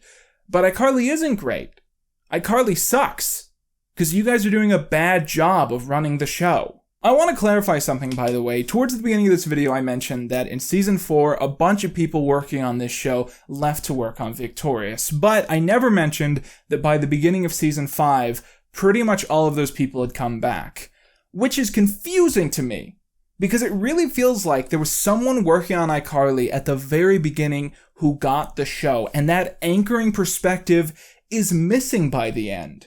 But who could have possibly left? Because like all the same people were working on the show by the end. One thing you've probably noticed by now is that the writers of the show responded to the shorter season orders and the expanded cast by not only having A plots and B plots, but also C plots, and D plots, and E plots, and F plots. A lot of F plots. And what this means is even in episodes which have stuff that are good, you don't get to really appreciate that material because it's like 4 minutes of stuff. Like the firefighters B-plot is so promising, but it's just barely there because it's one of 4 storylines in a 22-minute episode. So even though it's funny, they don't get to explore it because they had to make time for a Gibby joke that's just kind of weird and mean. I will say, out of the last 3 seasons, the Jimmy Fallon episode is the best one. Because it's a full story. They don't pussy out, they don't end the storyline early and make a fourth wall joke, they don't do a throwback to season 2 and have that be the solution. Gibby shows America his cock and balls, and the rest of the episode is a realistic exploration of the repercussions of that. So to me, Gibby showing America his cock and balls is part of the golden era of the show. I think the main saving grace of these final seasons is T-Bo. And the thing is, I don't think T-Bo is written very well by the end. He basically just becomes Discount Spencer. But the T-Bo episodes really became the material that I looked forward to by the end more than anything else. I mean, the T-Bo storyline in season 5 works better than the SETI storyline, and that's something I never thought I'd be saying. And as we move on towards the final episode, I'm curious how they're going to set us up back on track, and how they could possibly make this a satisfying finale. But before we do that, let's quickly recap the iCrimes of Season 6. Now, I realized while editing this video that I accidentally made a little bit of an error back in Season 4, when I accidentally counted 1 crime 2 times, and instead of having to go back and re-record every single iCrime soundbite, I figured it'd be easier if we just went back to the last crime number and we repeated that one again. And that was iCrime number 54? We're in the mid-50s? So we'll be skipping Season 6, Episode 1 on a pretty big technicality. The fact that it's clearly not intended to be part of the regular canon. I know it's tempting to count Gibby assaulting random people with a stop sign as individual crimes, but it's just too vague of an area for me. I feel like if we start counting stuff like this, next thing we know we're gonna be counting cartoon cannibalism as well. Anyways, in Season 6, Episode 2, the band One Direction performs on iCarly. At the beginning of the episode, Sam briefly hits on Zayn, and towards the end, after their performance is over, she is seen putting him into a chokehold and dragging him to the elevator, laughing as he yells for help. The implication of this moment is that Sam intends to sexually assault Zayn despite him turning down her advances, which is funny because he's a guy, and that's iCrime number 54. Maybe Sam should be in jail.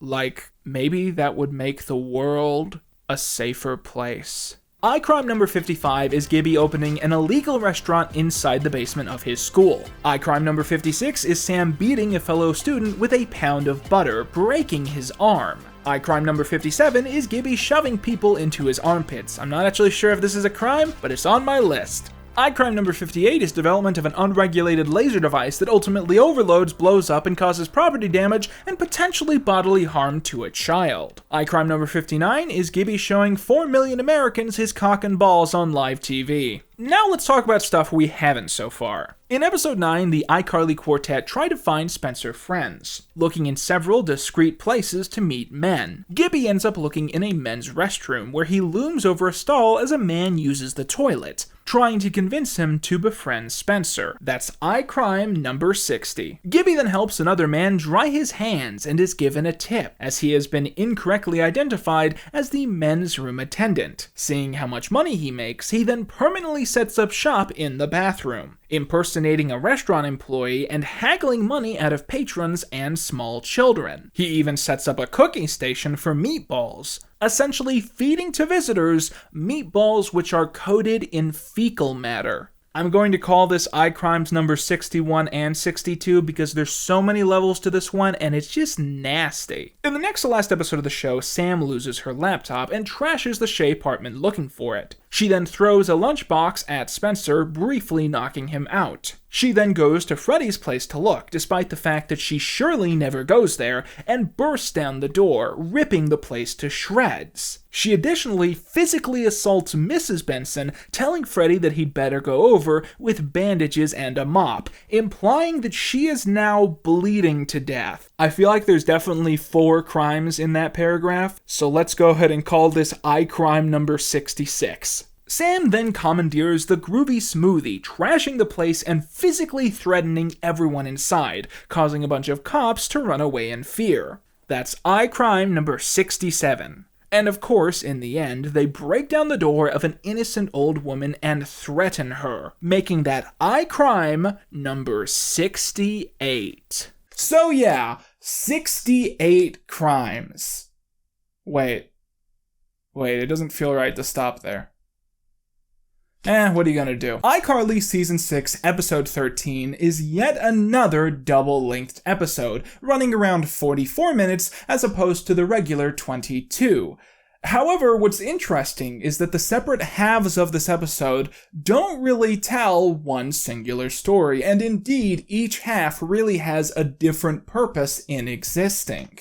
The final 22 minutes are indeed dedicated to creating a somewhat satisfying conclusion to these characters and this universe, but the first 22 minutes are dedicated entirely to setting up potential spin-offs which were being considered at the time, and this includes the meticulous setup for an iCarly spin-off which was never greenlit and does not exist. So let's go ahead and jump right into this.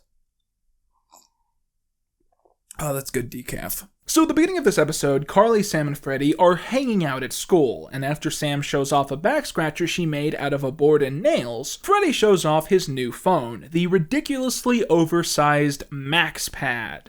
Get it?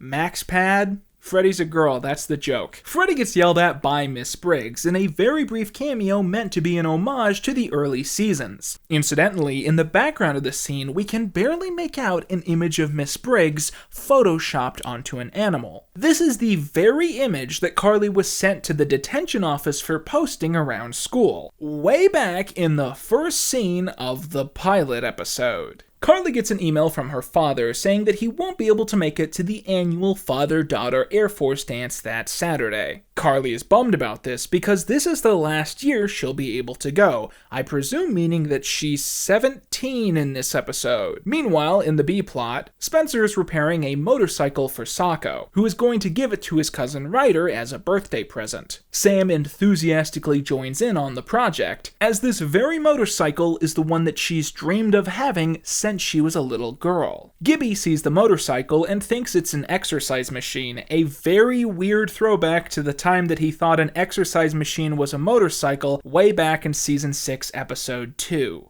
At that same moment, Spencer gets a call from Audrey, an ex-girlfriend he met in law school, who is the only woman he's ever really loved. She's going to have a layover in Seattle that Saturday, and they're going to meet up and have dinner at the airport, something that truly excites Spencer. However, when he learns that Carly is upset over missing her final father-daughter Air Force dance, he offers to take her himself, meaning he'll have to cancel this date with his ex. Lubert arrives with a package meant for Spencer, containing an important part he needs for the motorcycle, and Lubert sneezes in Spencer's mouth. Spencer quickly realizes that the parts company has shipped the wrong piece, and to make matters worse, he wakes up the next day deathly sick from Lubert's mouth germs. Sam takes over repairing the bike, working overnight and haggling the missing piece from a local mechanic who doesn't have a face. I don't get it either. Gibby goes to get his head replicated again after his original duplicate was sold in Vegas. He brings Freddie along, and they have a negative encounter with the store owner, who is repeatedly cruel to his pet weasel. However, Gibby allows himself to be strapped into the 3D scanner, only for it to suddenly lock while he's inside, meaning that he's totally trapped in the machine. Freddie buys a phone case that looks like a purse, but quickly rushes over to help Gibby. Carly prepares to go to the dance, but Spencer is so ill that he nearly falls over dead. He gets some rest and soon wakes up better, but it's clear that he won't be taking Carly to the dance after all. Sam calls Freddie and says they need to talk about something important, causing Freddie to think that they're getting back together.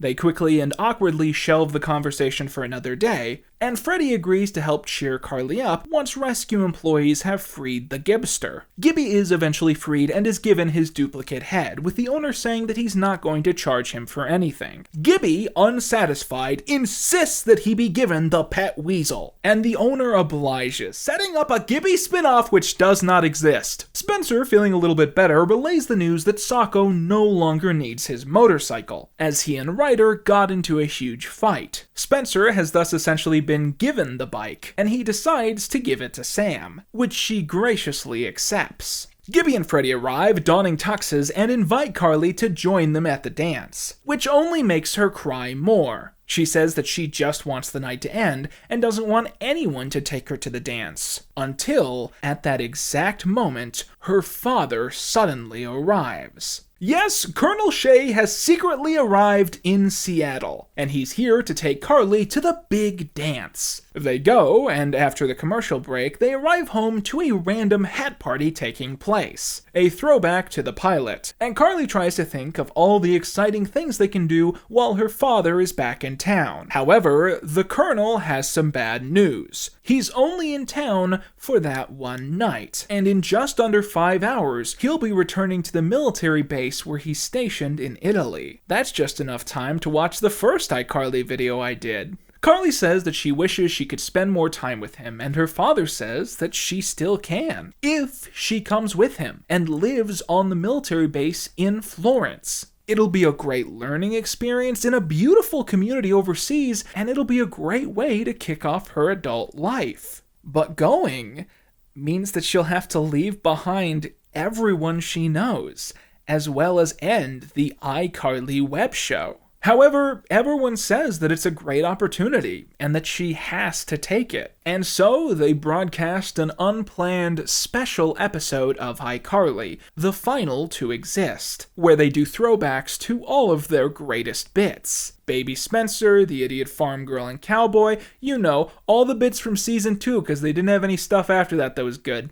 Okay, so 2 quick comments that I want to actually make about Colonel Shea. Firstly, I want to mention a final iCarly fan theory. This is one I came up with a while ago. In fact, while I was working on the previous video, it was something that I just thought of that suddenly came to my head. And I, no matter what, I've never been able to properly discount the theory, and so it's always remained kind of partially canon, like in the back of my head.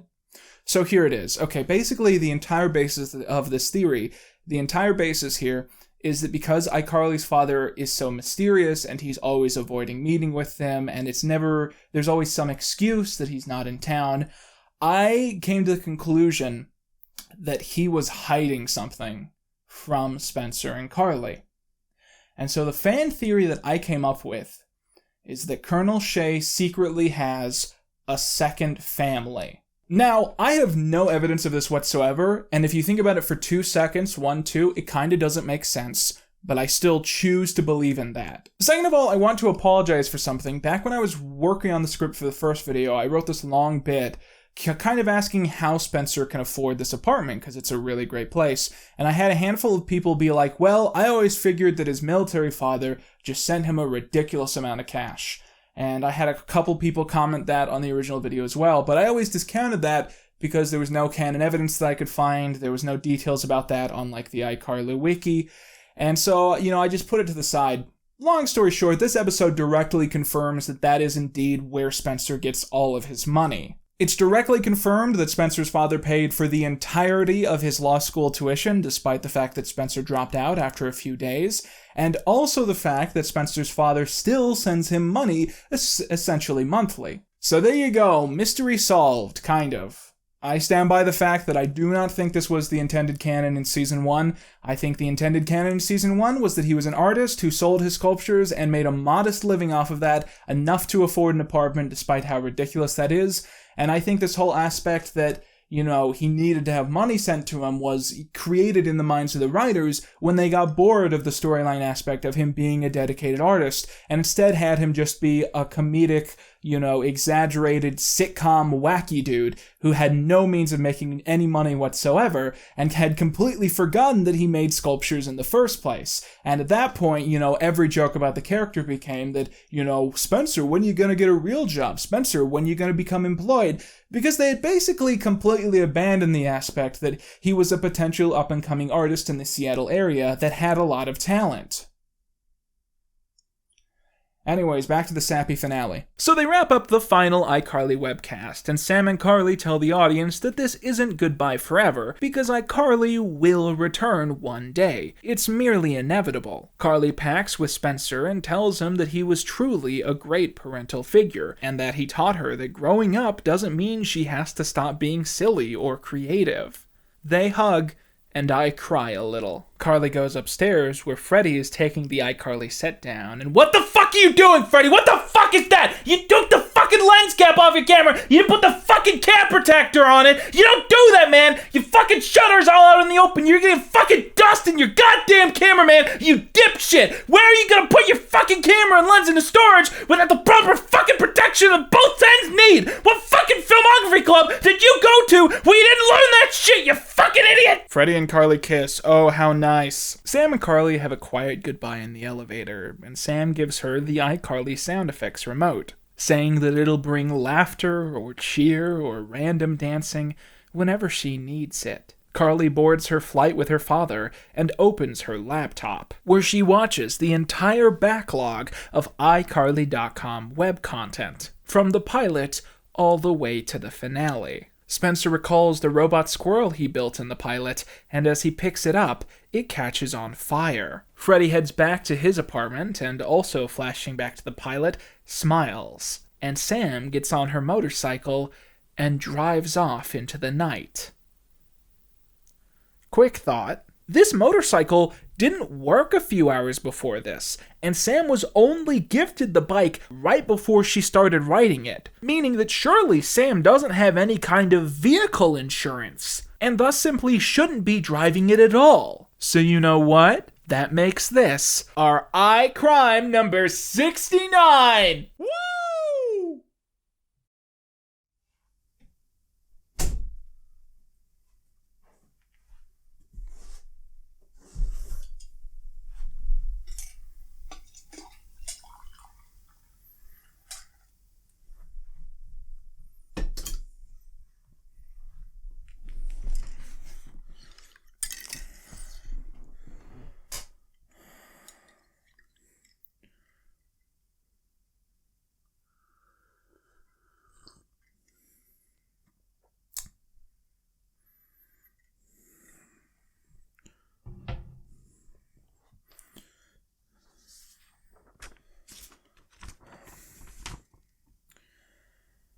One night, I dreamed a dream. As I was walking along the beach with Gibby, a character from the sitcom iCarly, across the dark sky flashed scenes from my life. For each scene, I noticed two sets of footprints in the sand, one belonging to me, and one to Gibby. After the last scene of my life flashed before me, I looked back at the footprints in the sand.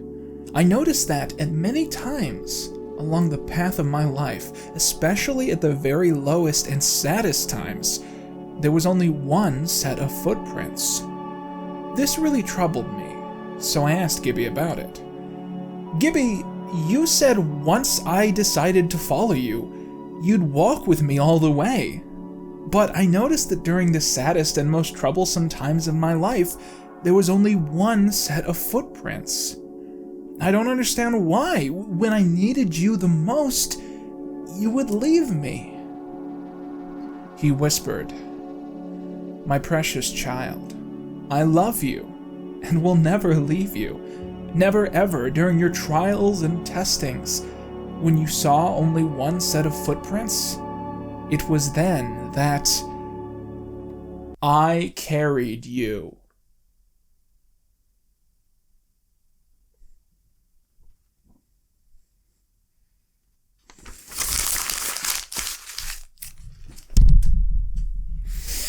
So here we are. It has been, I guess, about 8.5 months, and I have finally completed my mission.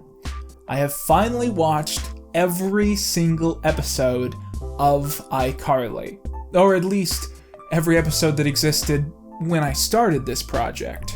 And you know, I have to say, that's a lot more time than the 100-day estimate that I gave at the start of all this. When you sit down and you talk about a TV show for 8 hours straight, you at some point have to start to wonder if there's anything left to say that you haven't said already. And the answer to that quandary is probably no, but I'll try my best. iCarly is a fascinating thing because it's one of the last times that I personally remember buying into an entertainment phenomenon that was based 100% around cable television. To watch iCarly, you had to turn your satellite to a specific station at a specific time and just pray that they would be playing an episode that was actually good. There were no streaming services that had it, you couldn't buy it on Amazon Prime, you had to watch it on TV. And obviously what's interesting about that is that it's also a show about the thing that was about to make cable obsolete. The internet, content streamed to your home, the ability to watch whatever you want at your own time and your own convenience. And what's funny is that as the internet gained power, as it took over, and as cable declined, iCarly shifted focus away from being about the internet and started being about itself, as I've said many times, which means that iCarly became a show about cable television at the exact point in time where cable television had started to lose its grasp on the culture, which ironically means that iCarly episodes from 2008 are far more relevant today than iCarly episodes from 2012. iCarly will always remain a weird comfort for me, but mostly in moderation. Never do what I've done. Never binge this whole show, because it can get really, really hard to slog through, but this time around, I did find myself appreciating different things than what I remembered as a kid. I mean, I really, really related to Carly by the end of this show. I thought she was just a great character that I really liked being around by the end. And that's not something you can say for every Nickelodeon sitcom that was on around this time. And you know, even at this show's worst, even at its most flanderized, I still love Spencer. I love Freddie. I love Sam. I love Gibby. I love T-Bo. I even love Lubert, you know, a little bit. I mean, these characters, they do feel like old friends that I haven't heard from in ages. And when an episode is done well, when it's scripted right, when it's not awful, it can be really fun to check back up on these guys and see what they're up to. Now, as I always end up saying around this point, here's the thing. I'm sure many of you at home are anticipating that this is going to become a transition into the iCarly revival of 2021. I mean, that makes sense. I'm sitting here talking about how I love revisiting these characters and it makes me feel good to see where they are. Surely watching the modern take on the show is the thing I want to do next. And you know, maybe it is, but often reality can be disappointing. Because the idea that iCarly history ends in 2012 and picks back up in 2021, it's a lie that we tell ourselves so we can sleep at night. What is the point in talking about the nostalgia-baiting iCarly revival with an incomplete cast designed to invigorate a failing network without talking about the first time this happened? Yes, ladies and gentlemen, the next piece of iCarly media that we are going to be looking at is not the most recent revival, but the 2013 spin-off, Sam and Cat. However, there's a problem, and it's not exactly a problem that I am happy to report on. How can I binge and review Sam and Cat when I'm missing out on half of the context. So next time on Quinton Reviews, I will be reviewing Victorious, iCarly's sister show. This is going to be a really weird branch of this project for me because it's kind of going to be the opposite of iCarly. Because, you know, iCarly and Victorious were both on the air at the same time. I know for a fact that I watched both of these shows. But while with iCarly, I remember 60% of the episodes, I don't remember anything about Victorious. I really don't. I mean, I've searched my brain and I remember that there were 17 cast members, okay? I remember that I thought it was kind of boring, you know? And that's it. Well, I remember the puppet, but I don't really need to remember the puppet because I see it every time I close my eyes. So yeah, it's looking like this mini-series is going to be a tiny bit longer than most of you guys probably anticipated. I know I was surprised. So if you don't want to miss out on the next chapter of this project, I really recommend going down to the description and hitting that subscribe button. And don't forget to follow me on Twitter, Patreon, Instagram. I have a subreddit. I'll be honest with you guys, I've been having the most awful luck. I've had the most horrible luck. I've lost data, then I sent that data to be sent to a repair place, and FedEx lost the package. So I've just been like depressed and feeling bad, and also like kind of caving in under the weight of all the work I've had to put into this video and all the others. So if I get a little bit of love after I post this video, that'll be pretty cool.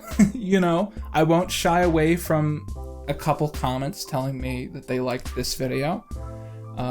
So if you want to send me something like that, you know, hit me up on my socials. That's all I'm trying to say. And one final thing, I actually have, I think, 2 hours done at the very least, at least 2 hours done of the Victorious video. And I think it's gonna be very long. But the point is that I'm hoping by the time I have this posted, I'll mostly have that like polished off. And so if you want to see, if you want to see the first 2 hours of the Victorious video far before anyone else, support me on Patreon, help me get to those stretch goals, help me get to, you know, the McDonald's trip and the Garfield video game project. And I'll try and get the 2 hour edit out in the next few days. It might already be up, I don't know. With that, I've been Quinton Reviews. And that's all you need.